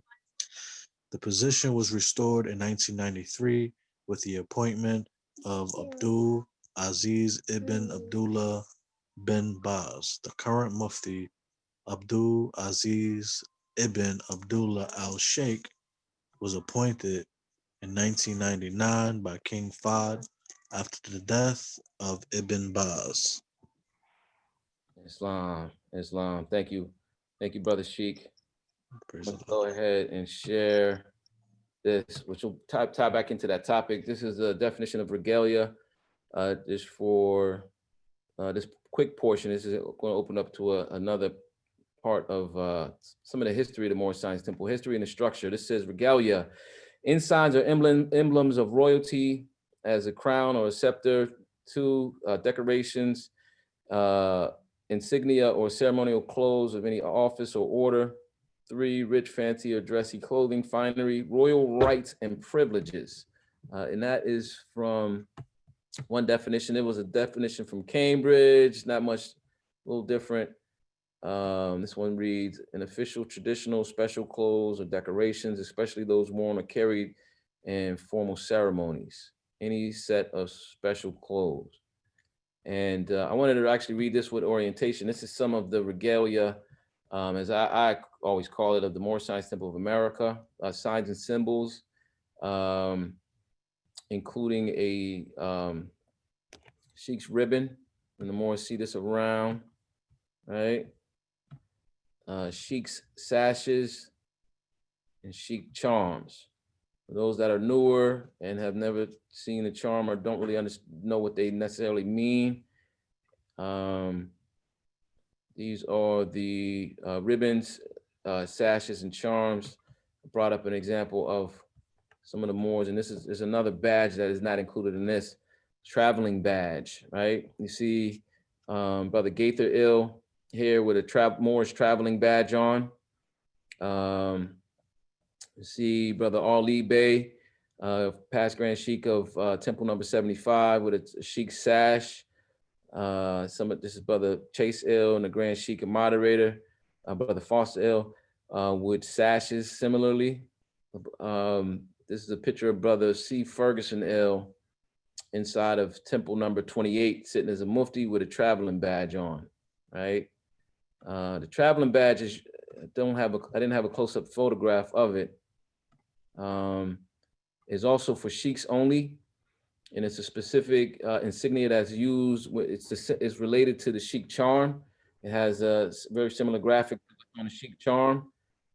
It's used when sheiks are traveling away from their home temple, right? That's why you don't see that unless the Moors are actually on the road somewhere, all right? So you see these are emblems, ribbons and sashes. They're supposed to be worn by sheiks is the point of the Moorish Science Temple of America. You see this charm, it means that the person is a sheik. If a person has one of these on, these charms, and you're not a sheik, you know, they're wearing it out of order of the way that the Moorish Science Temple of America is set up. This is these are flag pin and button pin, which you can wear as only a member of the Moorish Science Temple of America should wear, right? You get the button when you become a member, and the flag pin you can wear after you become a member, right? So I just wanted to state that as a real quick opening to plug into this next point. So you see that the Moors, including the former Grand Sheikh, the current Grand Sheikh at Temple number 25, Brother C.P. Fuqua Bey, Brother Chase, so they have, Brother Jones Bey, they have different color fezzes on. And my question is to the Moors, what is the meaning of the color of the fezzes? And I'm going to ask brothers, the sheiks, to refrain from answering that. I'm going to leave that for the members. Why do they have two different color fezzes on? Islam. Brother Turner Bey too. Now, you as well. I know you know. I want to see if Sister Harmony, Brother Anderson Bey, Brother Vocaz, what is the meaning of the color of the fez? Islam. As it pertains to, sorry, Sister Harmony, as it pertains to the insignia of the Moorish Science Temple of America, the symbolism, not necessarily the meaning, you know, the blood of the Moors or the rotation of the sun. What is the basic mundane meaning as a membership in the Moorish Science Temple of America? Sister Harmony? I was going to say the latter, so maybe I'm going to sit this one out and listen to the Moors, what they have to offer. I'm going to throw out some of the misinterpretation of it. A lot of Moors you see confuse that the black fez means that a person is a grand sheikh, and that's not the case. Brother Anderson Bey, you know what the difference between the black fez and the red fez is? Your mic is muted. Your mic is muted, beloved.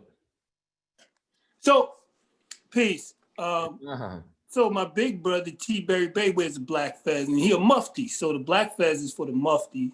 Praise Allah. Praise Allah. That's correct. That's correct. And let me not belabor this point. I'm going to unshare so I can make sure that when I share again, it pulls up the right page. I'm going to share another file to go into that. Just this is basic history of the Moorish Science Temple of America, but you need to make sure that everyone has heard this at least once. So I'm going to share again. Islam, Sister Harmony. So I was going to say the same thing, except I guess when I'm confused, or what I get confused by is when I see a Grand Sheikh wearing a black fez. I wasn't sure if that just consequentially means that they are both, but I'm not sure if they carry or if they have more than one position, but I guess that's something I've always questioned, is like, if they're wearing the black fez at that time, then that makes them a mufti, or do they keep the black fez after becoming a mufti and maybe like moving up to sheikh? I think that's not clear for me. Right. Simple answer would be that a Grand Sheik can be a Mufti at the same time. If you look at Brother D. Clark Ill, the Grand Sheik at Bronx Temple number 54, wears a black fez. I had a picture. I didn't want to pull up too many photos so I could dive into the history. Brother C.P. Fuquabe, who we just saw, is a Grand Sheik. He wears a black fez. And many other Moors. Brother S. Nil Bey, the Grand Sheik of Syracuse Branch Temple number 11, wears a black fez. So Grand Sheik can actually be both. To your question, sis. And I want to read really quickly. This is the Mufti CORP. This is a photograph. The Moors took a portrait. Islam, Brother Kanina Bey? Yeah, I just wanted to throw out something real quick, Grand Sheik. Yes, sir. Brother Jones Bey used to wear black fez. I was going to say that. Yep. I was going to. When he became the Grand Sheik and moderator of the organization, he decided to the red fez. Just remind them more that the red fez is the one that the prophet has on the charter. Praise Allah, praise Allah. And this goes into a thought about, is there a preference? No, it's just a position. I used to serve Brother Ferguson Ill and Sister German Bey. What is the word? Deputized me as a Mufti in training. And I was a Mufti at Temple 34 in training for about a year or two. I would do the Mufti duties and sit at the back door, and I would come in. And after, the meeting is a very rigorous position. It's a very rigorous position. And at a certain point, I decided to say, I want to wear a red fez, because my calling just was more towards the benefits. See, the benefits of wearing a red fez is you get to sit in on all of the meetings. The Muftis have to, sometimes they're on post. They're outside of the meetings, outside of the doors, looking out for the Moors. And they're law enforcers, but there's a sacrifice that they make. And it's very interesting. The Grand Sheik moderator decided to switch to a red fez, although I wonder if he actually deputizes, he finalizes the Moorish as the Grand Sheik moderator. He actually gives the red fez and proves it. But I wonder if he's Brother Kanina Bey, is he still a member of the CORP? Islam Grand Sheik. Let me put it another way. I don't really think it was a choice at that point. You know what I'm saying? But look at it like this. You have the mayor, and then you have the police commissioner, right? You have the military, and the muftis are acting like a semi-military, and then you have the president of the United States. Now, even though the president of the United States is the commander-in-chief, you don't see him dressing like that. Right. Islam? Right. Islam, exactly. So he's still, the Grand Sheik and moderator could wear the black fez if he wants. But he's playing the role of the leader, not in the military. Right. Almost like a civilian leader. You know what I'm saying? So if there came a time, like when any leader might be at war or in a military situation, then you have seen other kings, sultans, whatever, put down their regalia representing that king and queen, and then put on the military guard. So I'm sure that somewhere in the United States Code, there is a uniform for the commander-in-chief. You know what I'm saying? That a military uniform, but it's not needed at this point, I would say. Peace. Praise Allah. Praise Allah. Thank you for clarifying those details. And I was going to that because I felt like that is very, very interesting. The way that the Grand Sheik and moderator, Brother Jones Bey, switched. So here's a portrait of the Muftis, Brother Ferguson Ill or Brother Kanina Bey. I'm not exactly sure when this photograph was taken, but I suspect it was somewhere around 2010, or plus or minus a couple of years. You see this is the Mufti CORP of portrait. You see the Grand Sheik and moderator, Brother Jones Bey here, the Grand Mufti, Brother J. Frazier Bey here, the Assistant Grand Sheik who also wears a black fez, Brother P. Chase Ill. I believe that's Brother C. Jones Ill. I'm not 100% sure because he's making a face. Brother Tyson Bey, former Grand Sheik, I believe of Temple number 20. I'm going to say titles. I'm not going to say all the names because this is being recorded and may be out on the airways, but I will call out Brother Ferguson Ill right here. You see him in the Mufti CORP. This is the Grand Governor here. You should recognize his face here, right? Assistant Chairman. I recognize my brother back here. You know, over the years, the faces started to pop out. This picture is very old. I remember seeing when it first came in. I recognize this brother right here, head of the study groups. Sister Bruce Bay, who recently passed. I believe this is a picture of Sister S. Bruce Bay. You know, you can see the Moors, they stick out. All of the Moors should recognize this brother right here, right? In New York, you should recognize the brother here. This brother right here was always with the Grand Sheikh, Brother Kanar Bey, right? You see the Moors from all over. So this is the Mufti Court. I'm gonna read really quickly. This is an article, comes from a book, the centennial book of the 100-year anniversary of the Moorish Science Temple of America. It's the page that actually talks about the Mufti Court. It has a photograph of Brother Moss Bey here. And it's a general description of the Mufti Corp. And I'm going to pull up an article next and read a little bit more specifics about where the Mufti Corp comes from. This one reads, actually, Sister Harmony, if you want to read this part, and I'm going to have Brother Anderson Bey read from that article I'm going to pull up in a second. Islam, I realize I haven't given praise and honor, so I would like to do that at this time. I rise and give praise to the great God Allah, high honors to his prophet, noble Drew Ali, and to everything pertaining to Islam. Wow. The Mufti Corp was established during the Prophet's era of time, but many of the specifics are unknown. Brother C. Kirkman Bey, first SGAM, known by his military title as the colonel in this government, gave the intelligence force, now known as the Mufti Corp, its written purpose and direction in 1938 with 13 acts of stipulated laws with the approval of the Grand Body. Brother C. Kirkman Bey set the dress code of dark blue suit, white shirt, black or white tie, black shoes, with the official headdress being a black fez. A mufti is approved and crowned only by the SGAM, MSTA, and is recommended by his or her grand sheikh or sheikhess. All mufti titles have been of semi-military rank only. All muftis must adhere and know the laws and be disciplined according to the law. All muftis should know the laws of the Prophet, noble Drew Ali, to be able to be the protectors of the MSTA. In order to be what you must know what you know.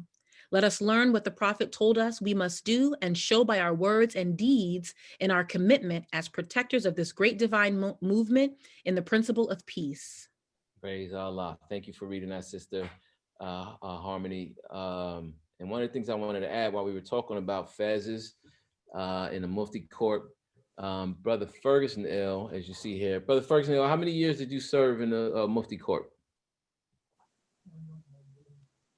When, or how, let me say, when did you get your fez? You remember? Brother Love L. So Brother Ferguson L served for many years. That sounds like at least about 15, could be about 15 years.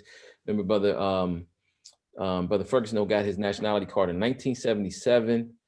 But Brother Ferguson L now, if you notice, he wears a red fez. About 3 or 4 years ago, a lot of a lot of people were actually like it, didn't like it, concerned, wondering. But Ferguson L, I guess the muftis retire members after a certain amount of time too, from serving. And if I'm not mistaken, and if I'm not putting you on the spot, Brother Ferguson L retired his black fez and went back to the red fez, which is also very interesting to note in this topic. He says, I didn't retire my fez more. They wanted you to retire it. No, they didn't want to retire me. They didn't want to retire you. Islam. Once a mufti, always a mufti. You can change. You hear that, Moors? You can hear? Mufti, just like a grand sheikh. Once a grand sheikh, always a grand sheikh. Islam. Rise to give praise to Allah, to the Prophet, give on to everything pertaining to Islam. Islam. Hear him, Grand Sheikh. He says, oh, once a mufti, always a mufti. First, he gave praise and honors as well. So he was clarifying. He did not retire from the Mufti Corp. Let me do this for the sake of time. I'm going to switch and go to another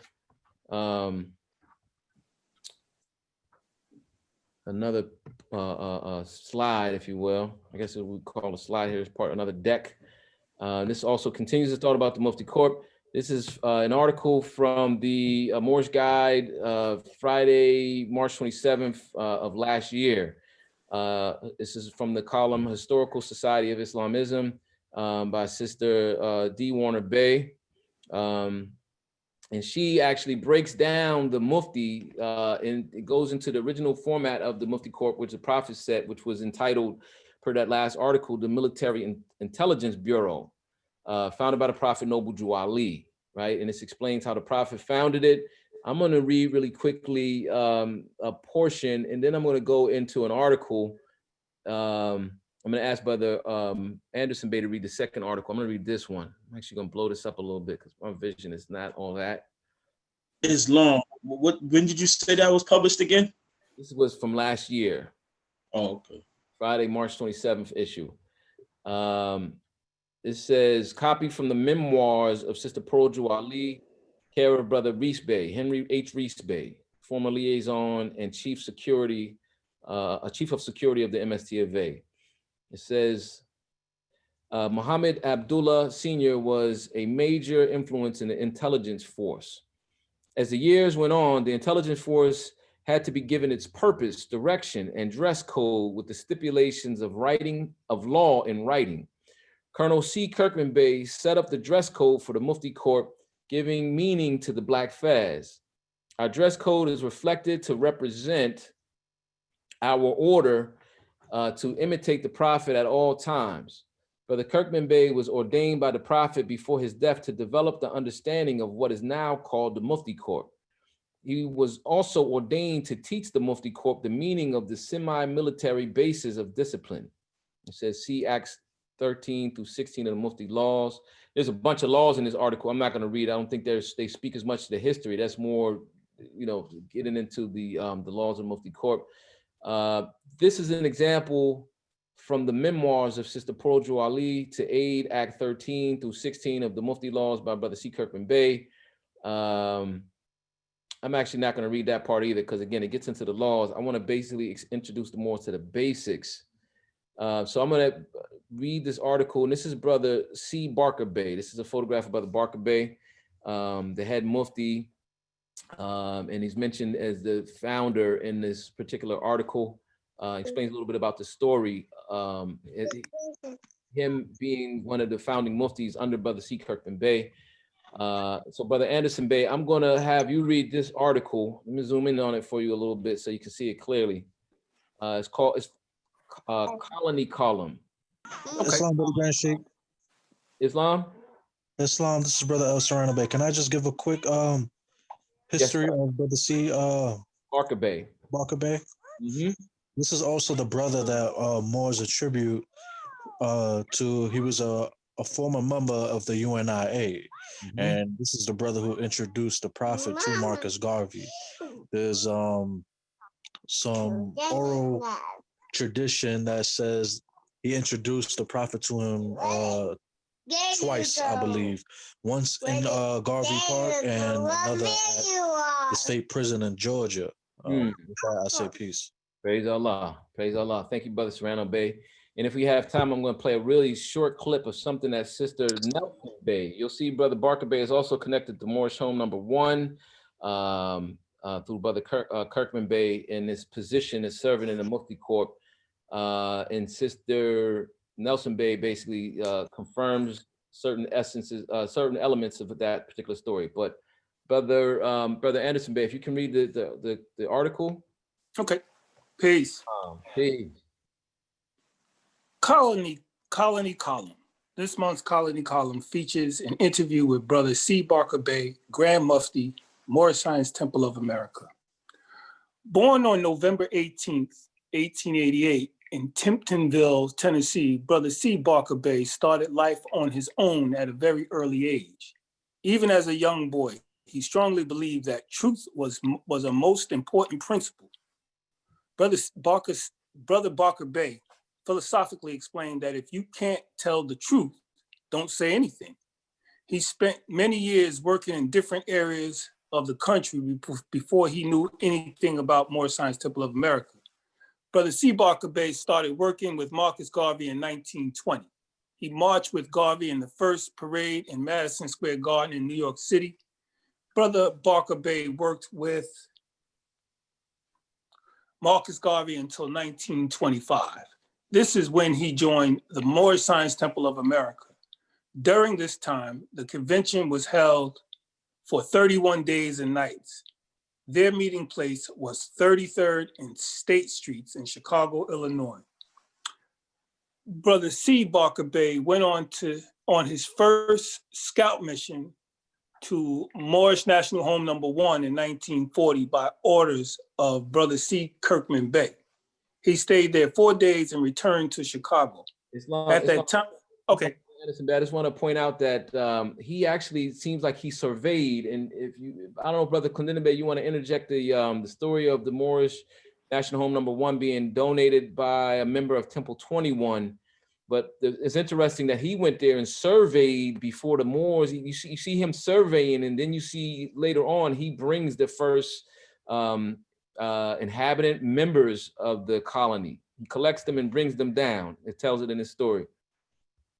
But yeah, Brother Clinton explained to us, and Brother Ferguson confirmed that Temple 21 actually gave the land that the Moorish home sits on. Praise Allah. Thank you, Brother Anderson Bey. If you can continue from there. He stayed there 4 days. He stayed there 4 days and returned to Chicago. At that time, he purchased a truck, Big Bertha. He moved brother and sister F. Nelson Bey and family to the colony on September 28, 1940, arriving at 2 p.m. From that point, Big Bertha, driven by Walter Tablet, transported members from Chicago to the colony.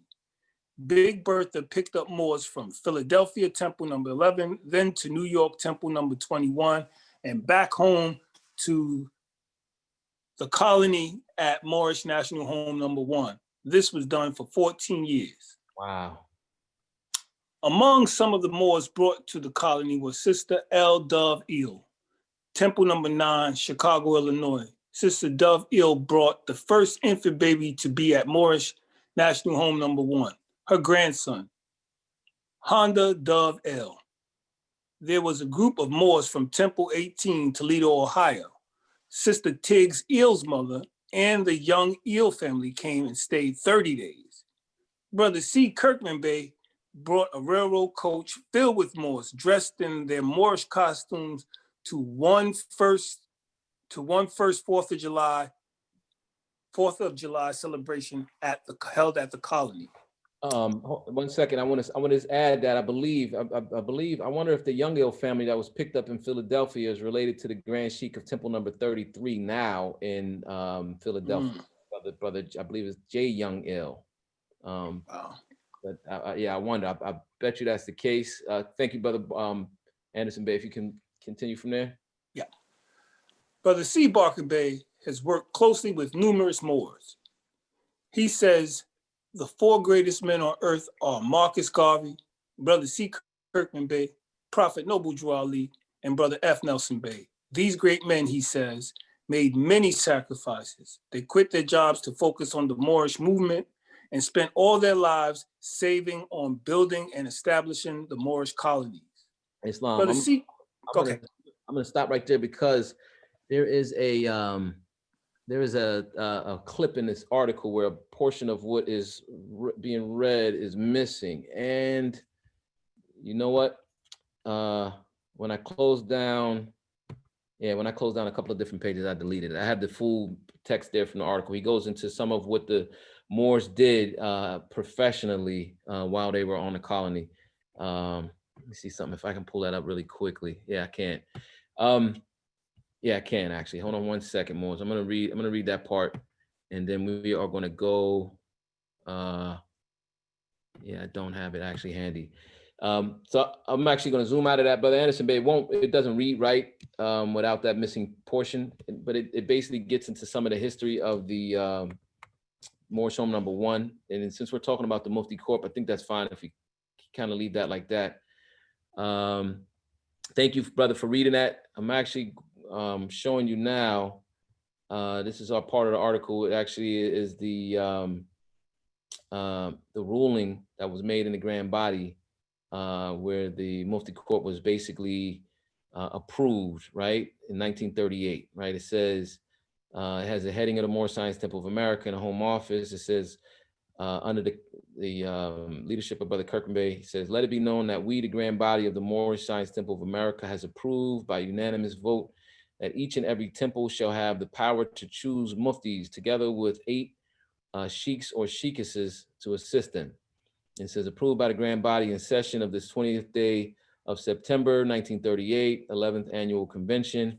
And then it has the corporate seal was stamped here, and it has the prophet seal that was stamped here. And many of the sheiks of the Moorish Science Temple of America, most of these probably are grand sheiks, signed on. They were present when this ruling was approved. Motion was approved, including Brother D. Carrington Bey, who's a past grand sheik of Temple number 34. And with that, Moors, I'm going to stop sharing my screen and then see if there's any questions. I'm going to zoom out and leave this article on there for a second while we see if there's any questions about what was just read or any additional statements. I'm thinking about my brother Mufti, Brother T. Berry Bey, Brother W. Kandemini Bey, or Brother C. Ferguson L. Islam. Islam. Islam, Brother Volkaz L. Islam, Grand Sheikh. I had a comment in regards to that.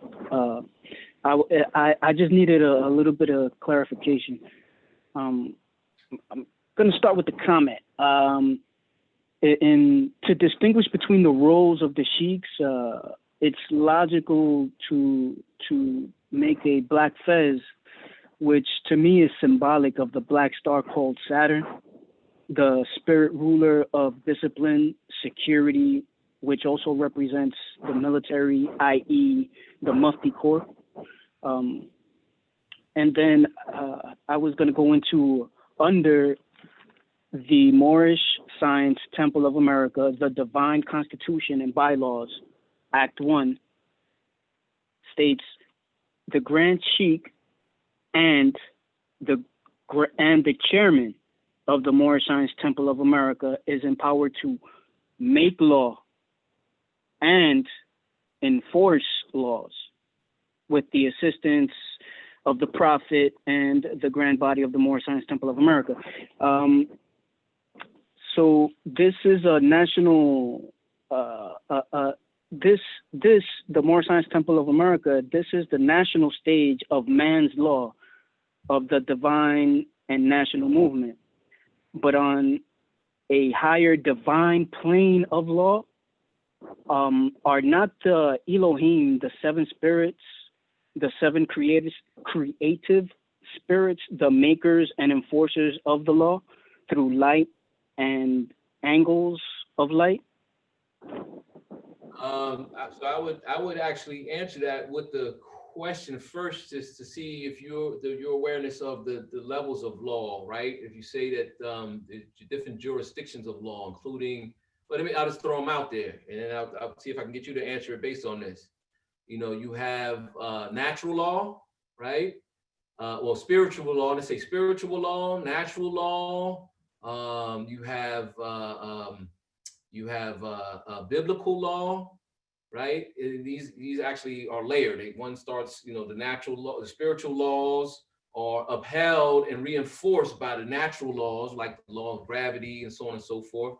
And you have biblical law, right, which upholds those laws in turn. Then constitutional law, which upholds the biblical law and the law of the natural nature and the spiritual laws. Then you have constitutional holds up biblical. Then you have all of the laws, including state laws and codes, right? That all in turn hold up those prior laws, right? It's levels to law, right? So where would the laws that are held by the Elohim, where would they sit on those different rungs, if you will, of the law? Is the thought that the answer to your question is in that, Brother Volkazel. And I won't. Maybe we'll pick that up at the end. Think about it a little bit. We'll pick it up during the secretary time. For the sake of time, I want to see if there's any other. Well, you know what? I'm going to have to go directly into the Quran. I burned up a lot of time somehow, and I do want to go into 5 verses out of chapter number 27. I want to make sure we touch on. We are in the chapter Holy Unity of the Rich and the Poor, right? And we are now, that chapter has 3 parts to it. It's the first part is how a rich person is supposed to utilize that gift, right? That blessing, right? The second part is how they're not supposed to, utilize that blessing. And the third part speaks to the station of the poor man. And we went over the first portion a couple of weeks ago. Last week, we went over the station of the poor man. I'm going to go into the middle portion where it talks about what the rich man is not supposed to do. So I'm going to start with instruction number 9, and it goes down to 14. I'm going to ask if Brother Barry Bay is on the line. Brother Barry Bay, if you have your Quran? If not, Sister Barry Bay? Islam, Brother Grand Sheik. Sister Elberry Bay is en route. Islam, okay. Brother Barry Bay, you got your Quran with you? Yes, I do, brother man. Can you read instruction number 9 through 14 from chapter number 27? Yes, sir. Holy unity of the rich and poor. Yes, sir. Which instructions again? 9 through 14. Oh, okay.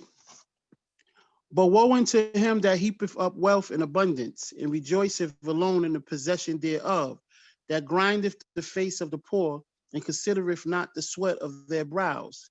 He driveth on oppression without feeling. The ruin of his brother disturbeth him not. The tears of the orphan he drinketh as milk. The cries of the widow are music to his ears. His heart hardened with the love of wealth. No grief or distress can make impression upon it. But the curse of iniquity pursueth him. He liveth in continual fear. The anxiety of his mind and the rapacious desires of his own soul take vengeance upon him for the calamities he has brought upon others. Oh, what are the miseries of poverty in comparison with the knowings of this man's heart? Let the poor man comfort him, yes, rejoice, for he have many reasons. He sitteth down to his morsel in peace. His table is not crowded with flatterers and devourers. 16 or 17, Grand Sheik? Actually, we actually, I was supposed to stop at 14. That was perfect. Thank you. Oh, okay. So that describes what happens to the rich man when he is not acting in accordance to these particular laws, right? I don't know if there are any thoughts initially right out of the gate based on what was read 9 through 14. If not, I want to go into maybe a couple of verses before we close out. I'm going to read a verse that jumps out to me, that last verse. It says, oh, what are the miseries of poverty in comparison? Well, let me read 13 and 14. But the curse of iniquity, right, pursueth him, right? Iniquity means being out of the moral, right? The bounds of morality and principle. But the curse of iniquity pursueth him. He liveth in continual fear and anxiety of his mind. And the rapacious desires, rapacious means relenting, right? Very strong desires of his own soul take vengeance upon him for the calamities he has brought upon others. So he's suffering from some type of attack of his conscience that it seems to come from his heart, right? It says in 14 says, oh, what are the miseries of poverty, right? I'd rather be, the miseries of poverty are outweighed, right, by what he's suffering from. Oh, what are the miseries of poverty in comparison with the gnawings of this man's heart? So it shows that there is, there's something that he's suffering from. This makes me think about the law. There is a law, speaking of the law, there's a law that deals with the science of finance, right? Anyone familiar with the science of finance? You ever heard of it before?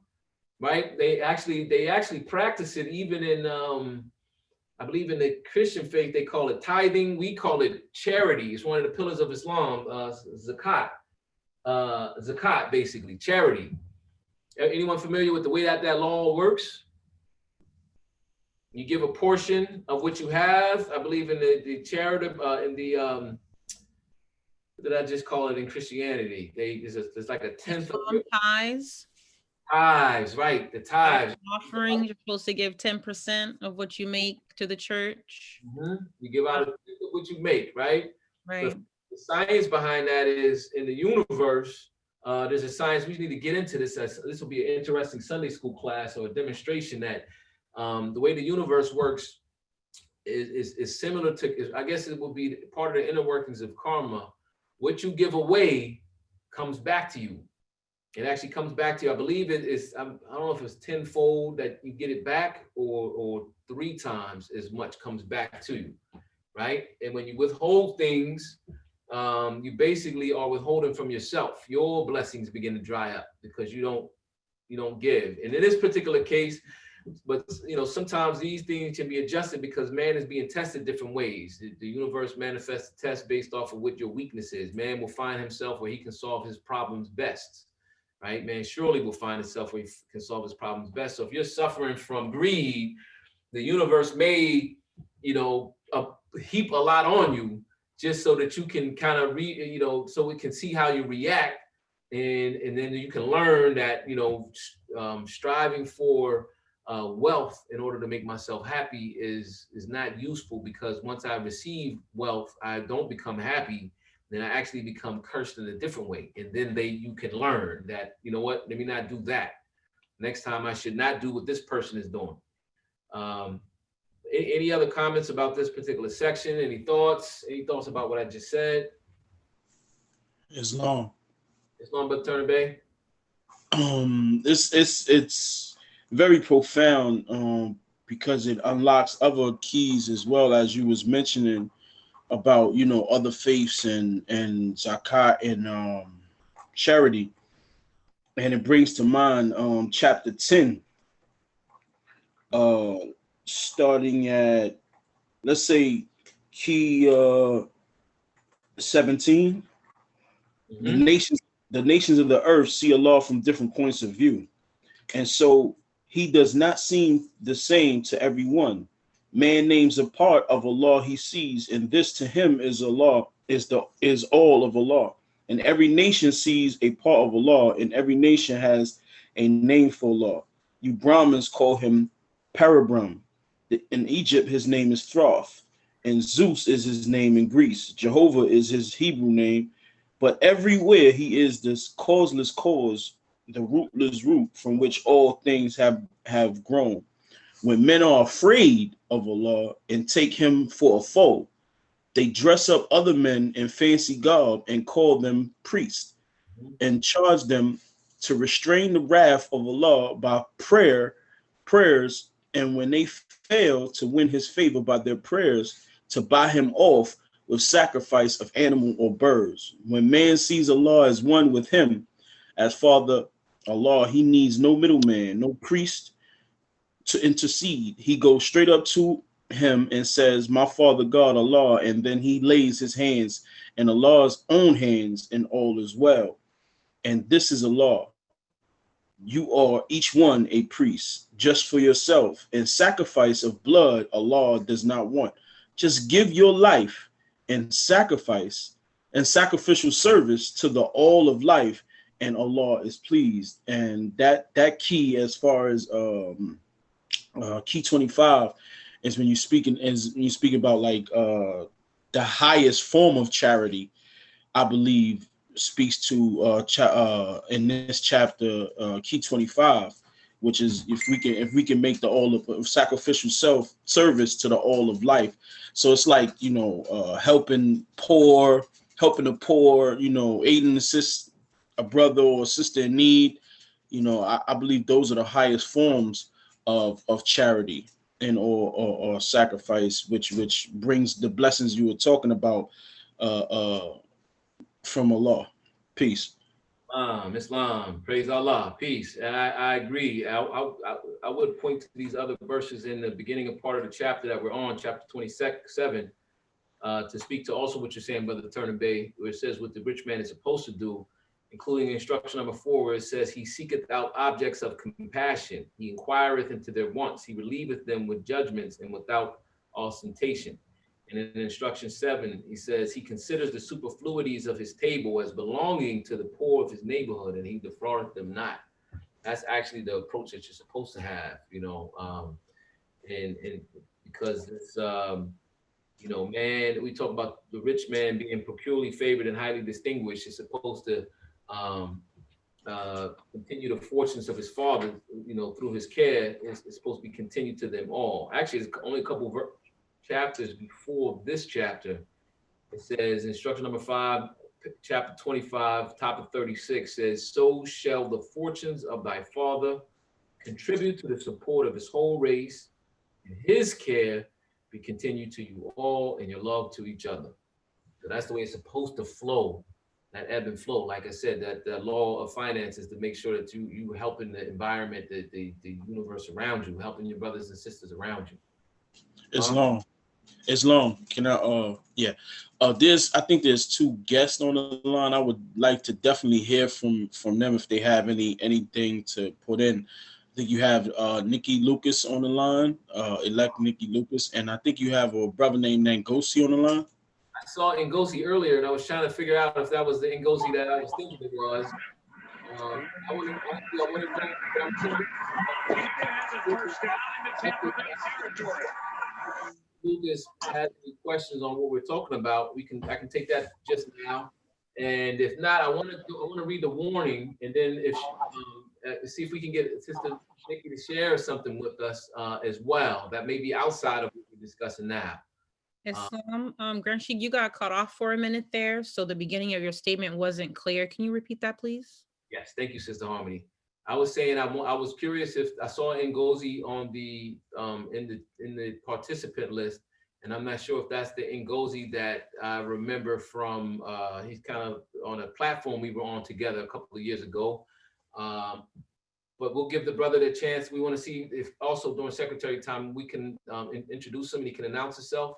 And then I was also saying I wanted to see if I could get Sister Nikki Lucas to make a statement. We want to read the warning, lower the meeting, and it would allow her time to make a statement during the secretary time.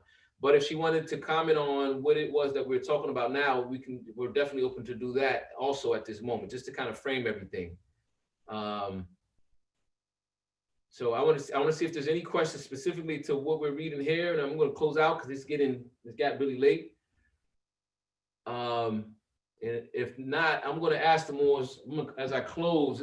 I'm not going to say anything else. I'm going to turn the rostrum over to Brother Ferguson. I was supposed to play this earlier. This was actually Sister Z Nelson Bey speaking to Brother Barker Bey, who we were just talking about with the Mufti CORP, and I forgot to play it. It's just bothering me. I want to make sure to play this very short, about 10 to 15 seconds clip. And I think, and I give honor to my, I called him my godfather. Y'all knew him as the first Grand Mufti, Brother C. Barker Bey. He would be on the school bus every day as a little girl, and he would to me and say, "Teacher, what you gonna teach him today?" Because I was always playing that role as a child, as the teacher in the school. Why I always got stuck being the teacher, I don't know. I said, well, I got to be the student first. He said, stuff that you know they don't know yet, so you have to teach them, and I'll teach you something else. What? But guess what? It worked out. Okay. Sure I'm so thankful. He lived to be 101 years old, and to be truly among him in his last days and throughout his lifeline, because I was a teenager and I was like a sponge with the elders. I would not have a problem sitting down listening, but I would tell you one thing I always kept: a pen and paper. They would give me wisdom, and I knew I wasn't going to be able to retain it all at that moment. But guess what? When the light bulb was turned on, the switch come on, then it connected.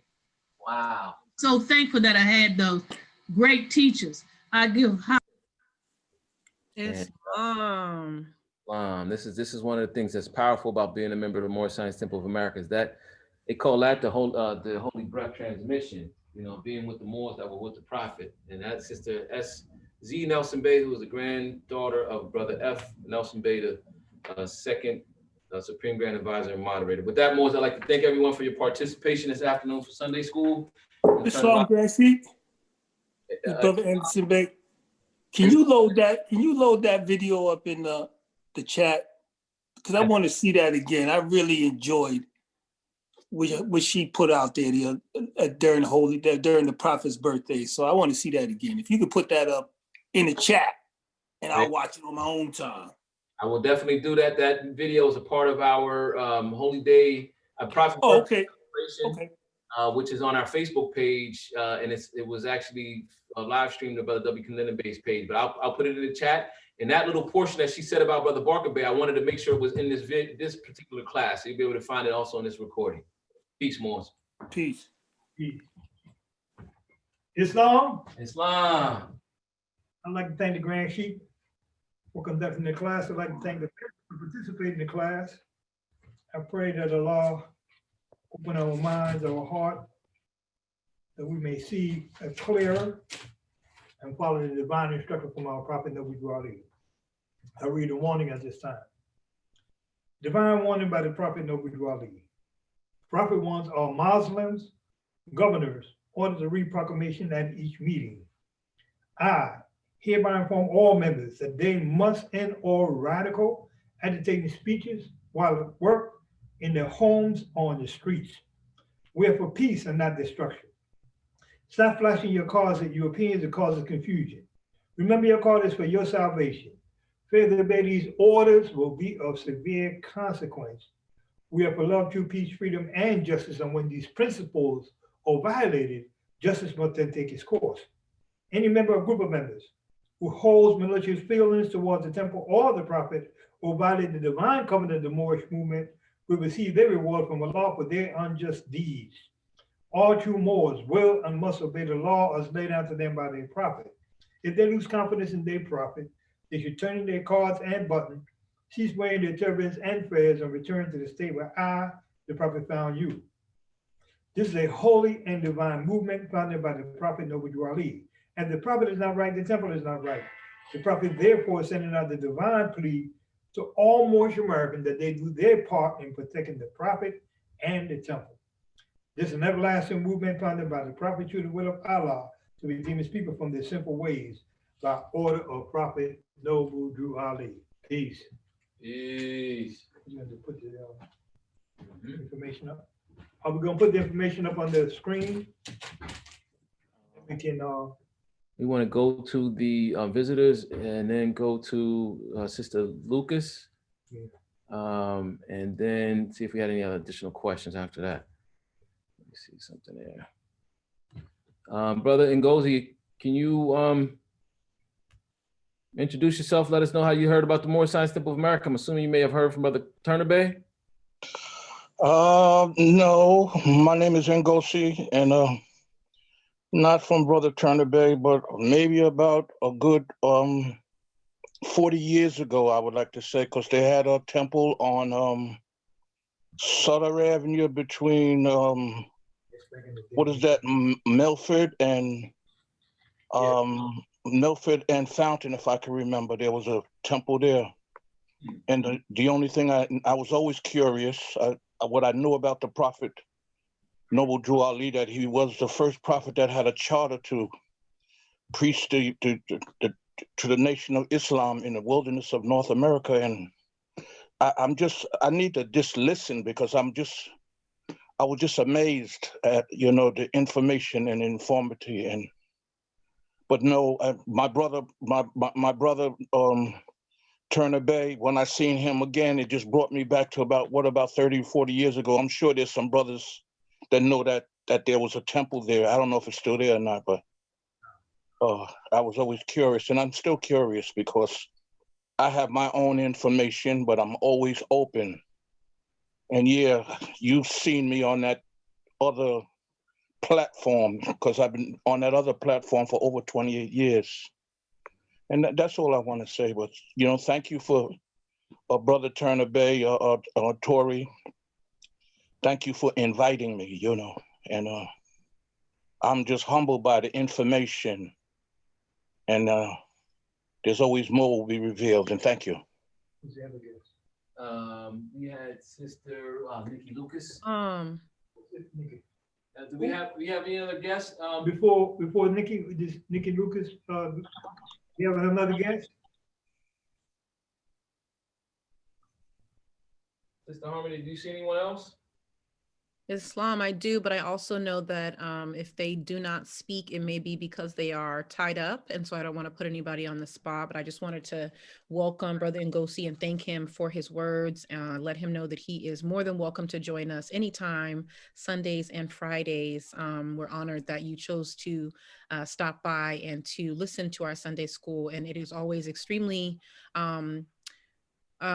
inspiring to me when I hear, anyone speak about other temples, knowing the power that 40 years ago, you're referencing a time I wasn't on the planet yet. And to know that the power of the prophet's teachings have just continued to spark that little light that caused you to still wonder and to still have questions in your heart. I thank you for honoring that and for allowing us to be here for you. And I want you to know that you've inspired me today. So I thank you for that demonstration. With that, I say peace. Praise Allah. Praise Allah.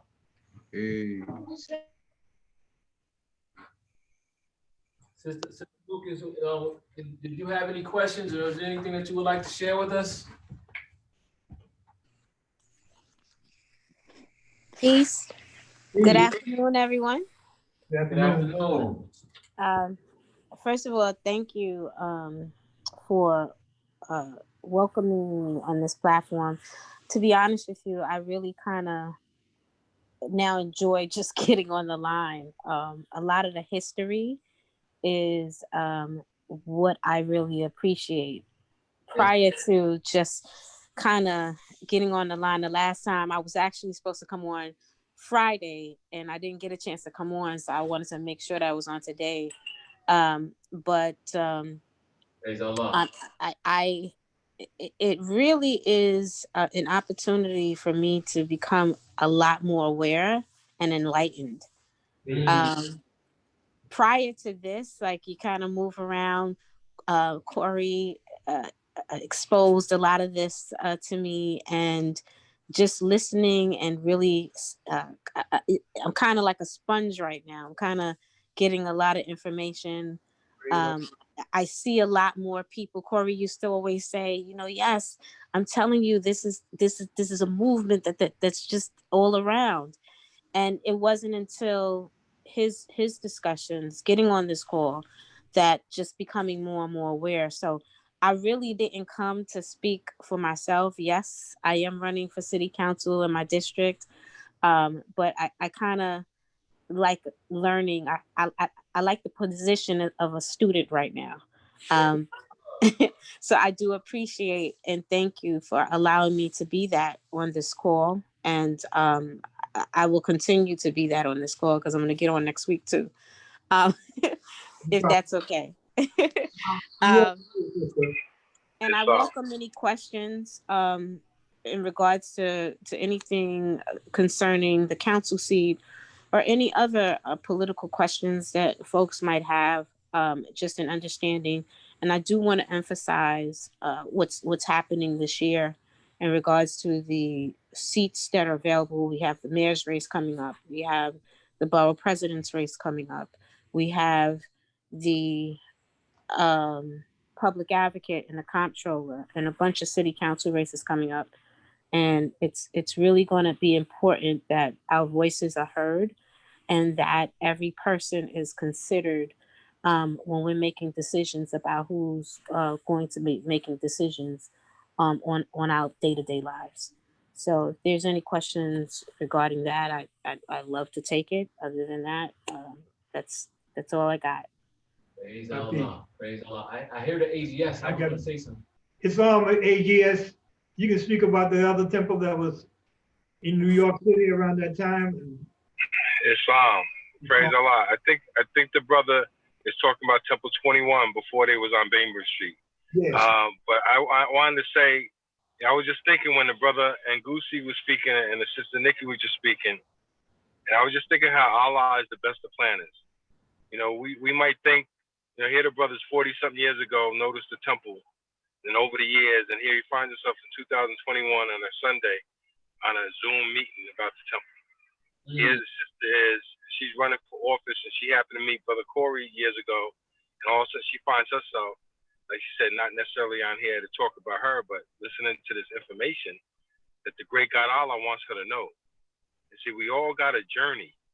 And on this journey, the Prophet and Allah is trying to help us.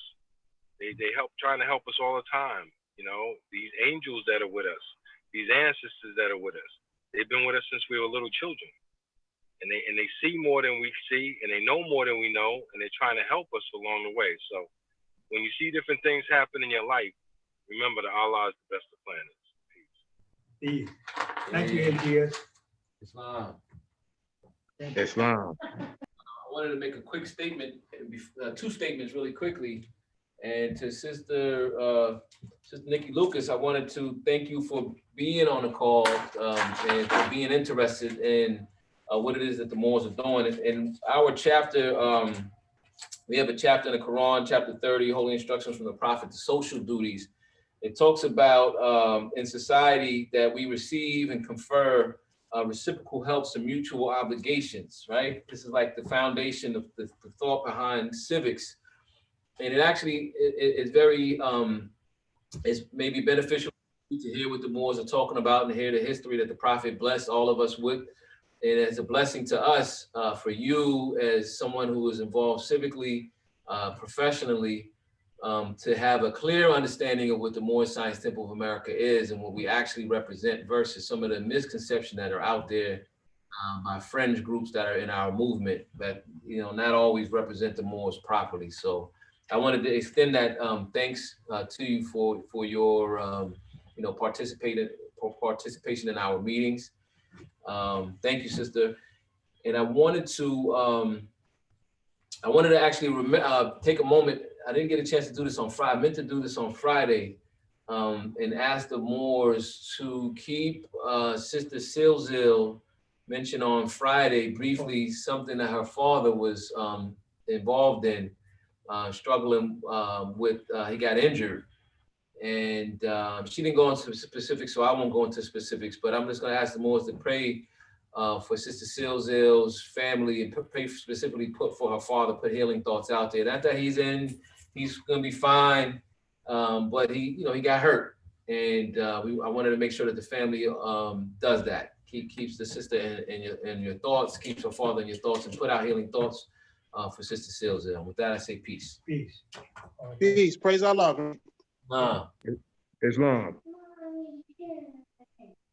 Islam, as Brother J. Coleman on. Islam, Moors. Islam. First, I want to rise to give praise to Allah and high honors to the Prophet Noble Ali. I just want to give honors, you know what I'm saying? I just want to give honors to Brother W. Kadena Bay. I want to give honors to Brother Cyrus L. And I want to give honors to Brother Ferguson L. T. Berry, all the Moors in Temple 34, because with you Moors, man, y'all keep me going, man. And the Prophet, you know, I just want to give honors, man. I thank you Moors for keeping the doors open for Moors to come in and still come here and, you know, and learn this information, you know, let them know there's still a temple out there that's Praise teaching, Allah. That's teaching these jewels right here, you know, the highest jewels, you know. So I just wanted to give gratitude, and I want to thank you Moors. Thank you.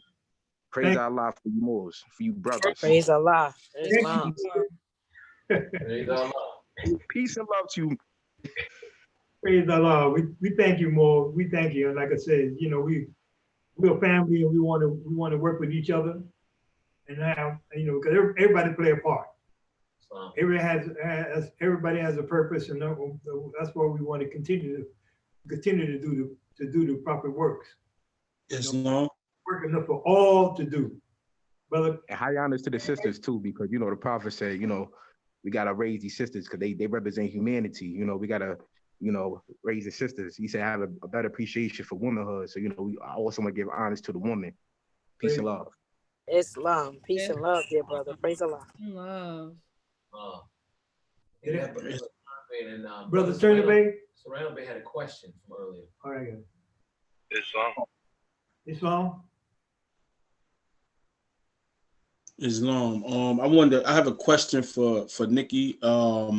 Just a question, just so the Moors at Temple 34 can, if they don't know or if they do, you know, become more familiar with the duties of government, especially the duties of the position that you're going for, just so they can be a little bit more familiar, because like I know coming up, a lot of people don't know what certain government officials are for. They might even vote, but they don't even know, the use of their economic structure where they live, or what they can do for them. As going to community board meetings and not seeing nobody, going to tenant association meetings and not seeing people who actually have, gripes, and then talking to them and them not even knowing the power that they have as being part of the people that spoke about in the Constitution. So if you can expound on the position and what the position does for the people.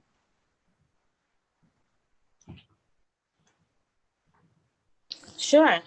So I'm running for city council. So that is a legislative body of government, one of the legislative bodies of government that's on a local level. The city council actually has the largest budget of funds that is distributed throughout the city, and they're responsible for roughly, quite a few billions.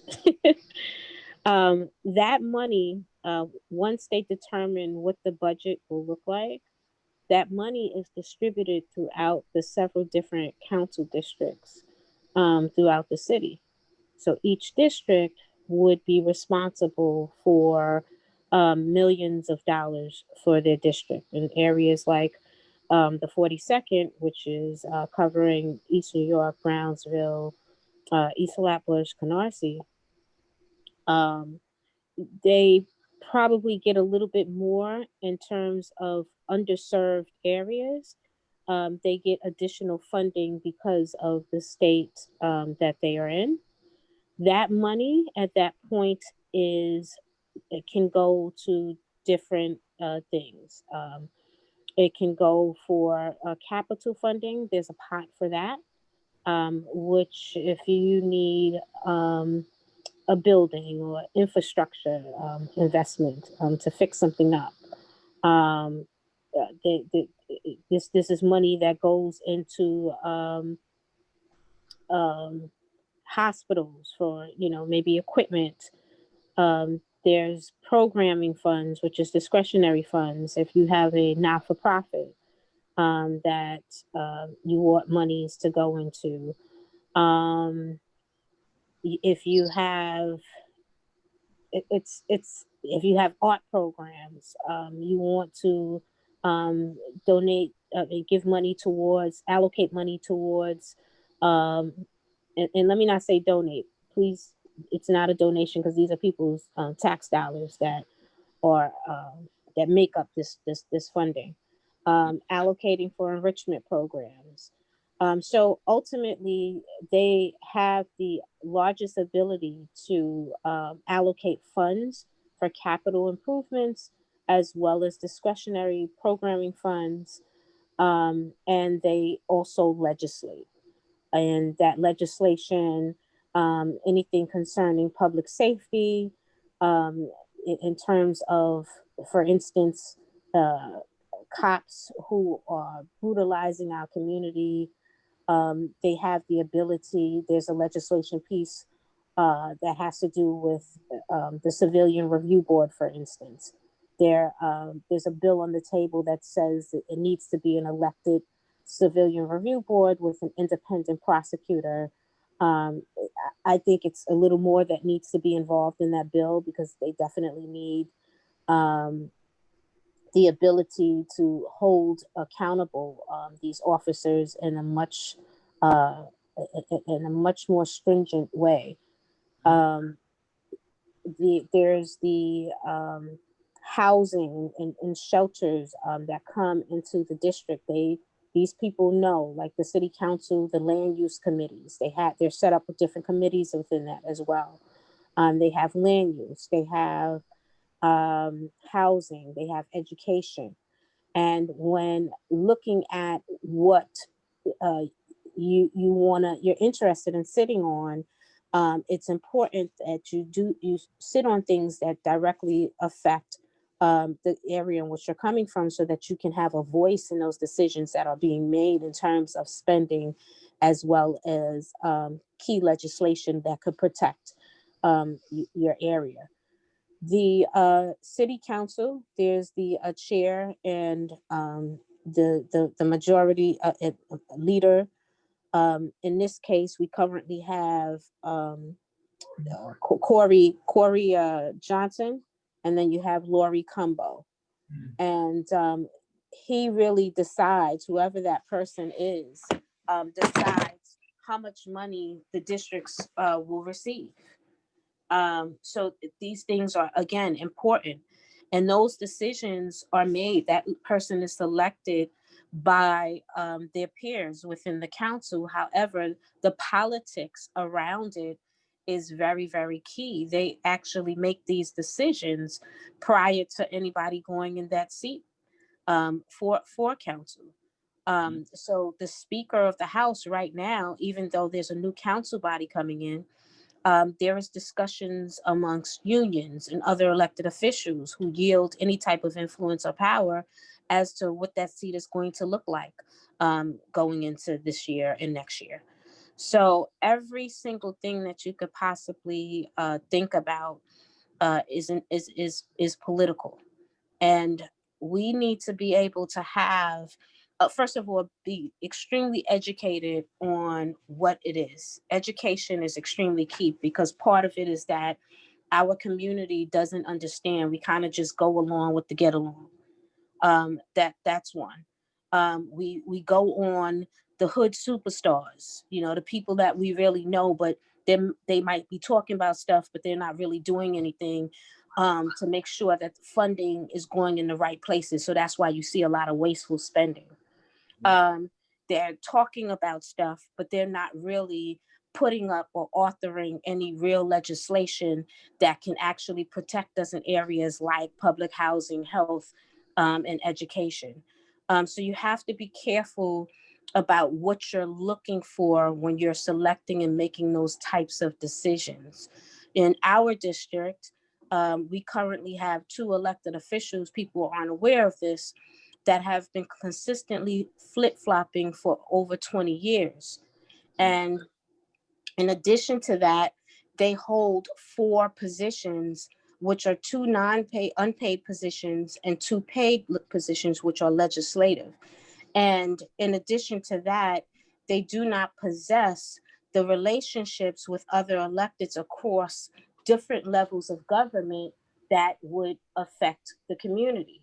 And they're all interconnected. So if the federal government comes up with some legislation, the stimulus bills, right, that comes down to the state, right? The governor at that point, he makes decisions on flowing it down to the city. That's why you saw so much fighting between de Blasio and Cuomo, because Cuomo really has the authority over the state.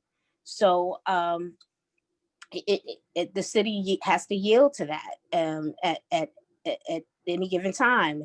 Just like if there's a piece of land that the city has and the state comes in and they say, hey, look, we're going to take this over, they can do that.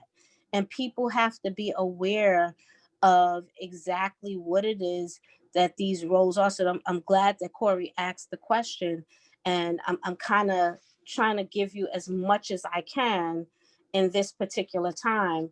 But this has to be an ongoing discussion and an ongoing piece of education that is rolled out to really be able to understand fully what it is that's happening within government and the amount of politics around every single thing.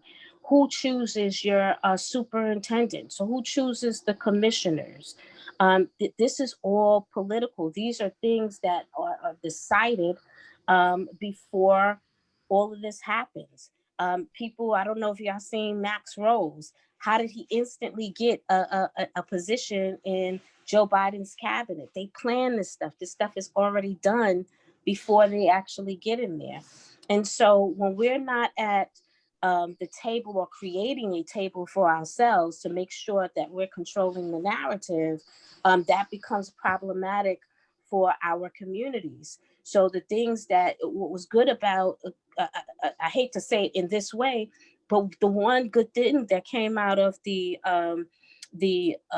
pandemic, in addition to life, that we're all here to speak to each other, is the fact that people have now gotten to see the things that we have been experiencing for the past several decades. But we still have to put pressure. People were so enthused and excited about Kamala and Joe.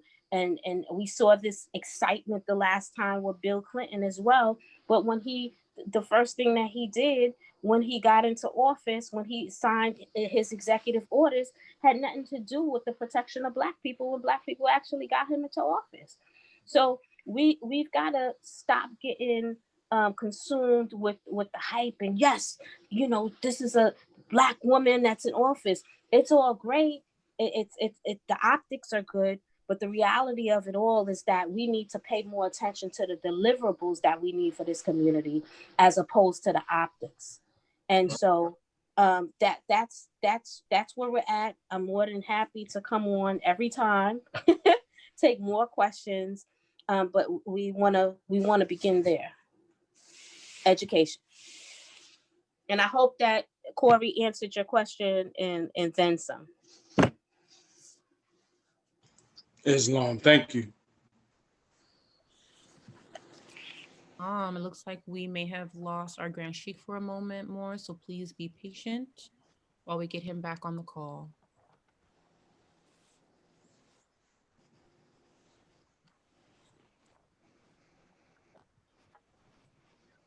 Islam, I see you, Ngozi. Much respect, Corey. Much respect, man. Much respect and love, man. And thank you for inviting me.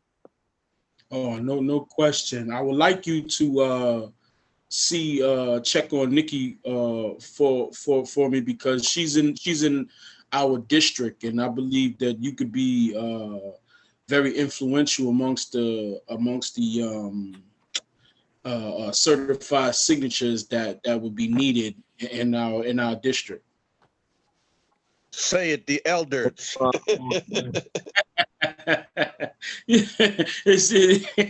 I mean, you know, you got some young people. You know, I was doing petitions. There's some young certified signatures too. You know, believe it or not, and I quite a few as you may not believe in our district. So, Islam.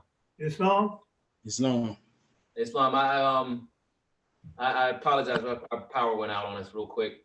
I wanted to thank Sister Lucas for that, sharing that. There's a lot of information that she shared there, and I'm able to follow the thought. Everything from the understanding that the city council approves the budget. The budget comes from upstate. You see the state's control over the city on the issues like Hudson Yards or the tow pound on the west side. That there's the governor basically is drawing the line on the mayor, basically saying who controls what. Whether the schools are open or closed.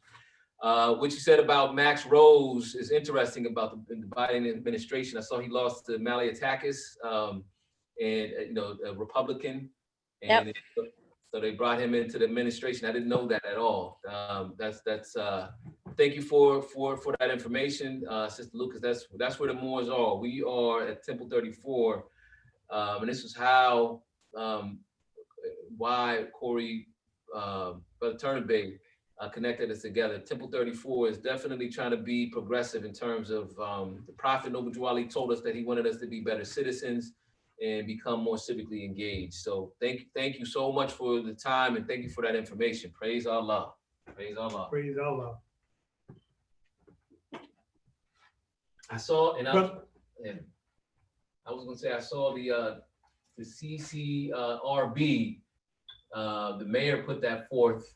And the police department, it's really interesting. The police department seem to be stepping back from that. That's something else we'll be watching in the next few days, whether or not they're going to support the Civilian Complaint Review Board new policy or not. Praise Allah. Islam, Brother El Serrano Bay.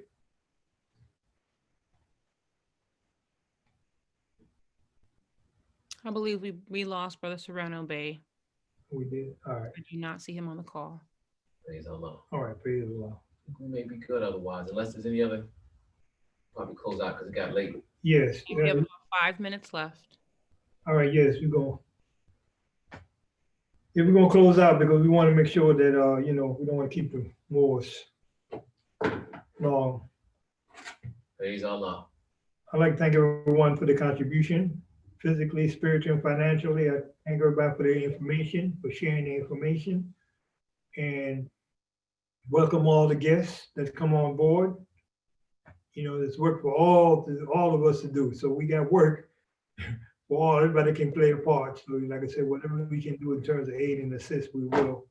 In 734, and like I said, we usually have a civic class also. So whenever we schedule a civic class, we make sure the sister is on there also.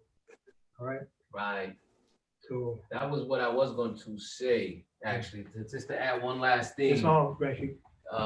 Islam. I was thinking about Brother Anderson Bay and what Brother Anderson Bay is doing with not only with the Brooklyn, not the Brooklyn, but the Brooklyn District Attorney, Eric Gonzalez. And I was also thinking about his civics class on Mondays, and if there was a way that we can kind of incorporate the two with Sister Lucas, maybe have her come on as a guest at some point.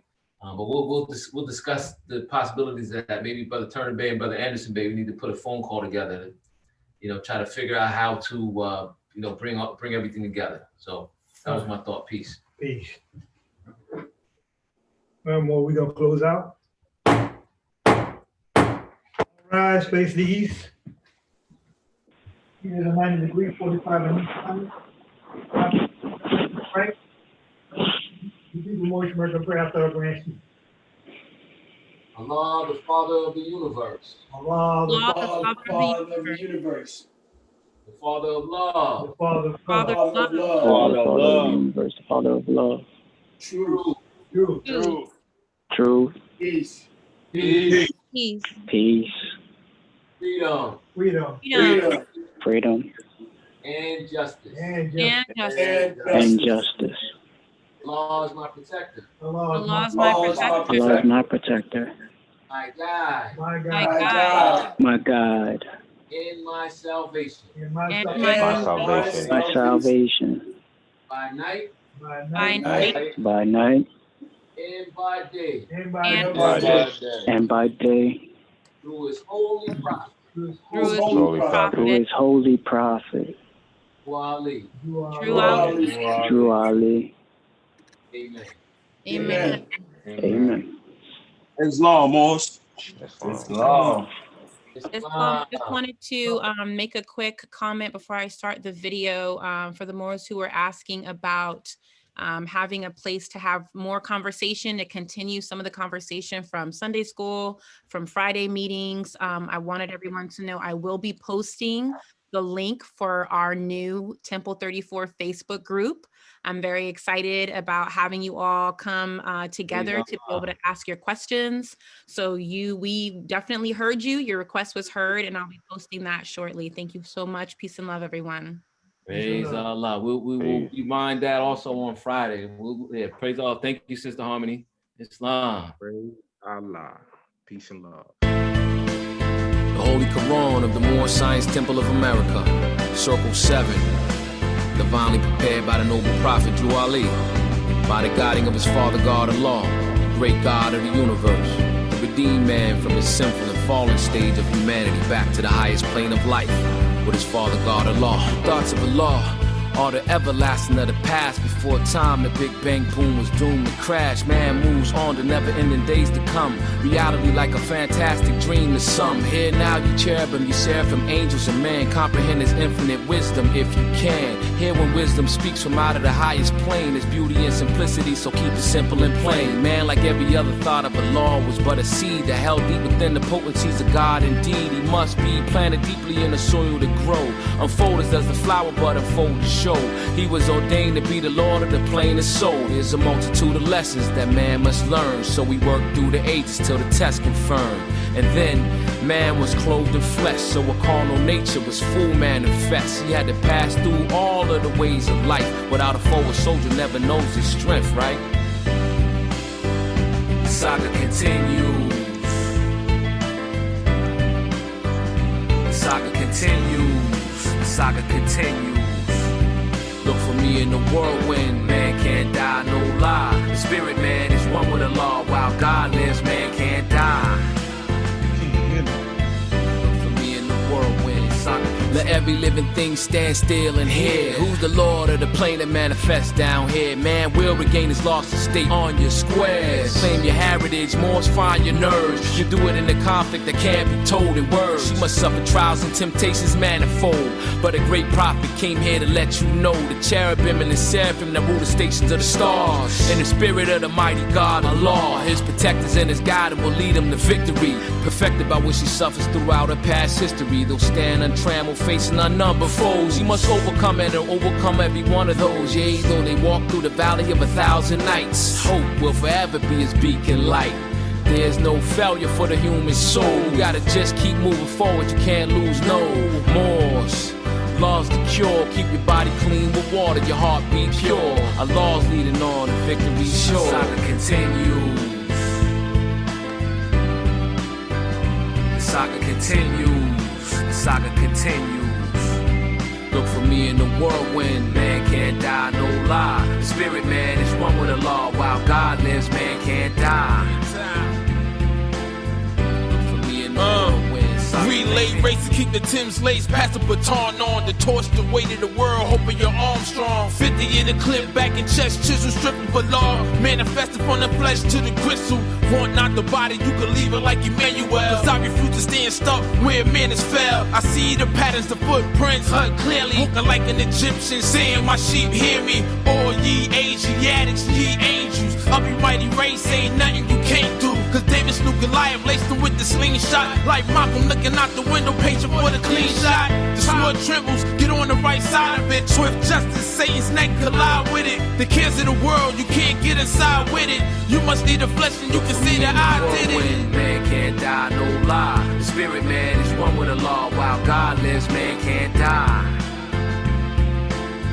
Look for me in the whirlwind.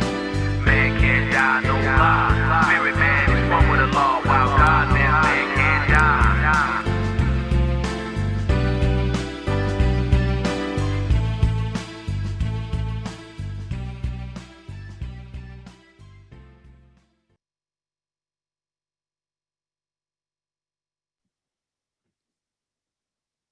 Islam. Shalom, mighty Moors. Y'all have a good Islam, weekend. Islam, peace and love, Moors. Peace and love, Peter's L. I see you. My brother, my brother. Islam, brother, Peace, man. Shalom to all the Moors. Y'all. Brother J. Peters Ill. Hey, we gonna connect soon, all right? Islam, Mo, Islam, gratitude. I got you, bro. All right. I got you this All week. right, sounds good. I'll be ready. I'll be waiting. Come with that smile. Come with that smile. That's what we need. No question, Mo. All right. Peace and All love. right. Peace. Nice turban, brother. Peace. Peace, Mo. Peace. Islam, Shah. Islam, brother. How you been, Moab? All is well, Moabite. All is well, brother, man. How's Yes, sir. Yes, sir. Brother Shy email, Islam, bro. Islam, Moab. Yes, sir. Islam. Islam.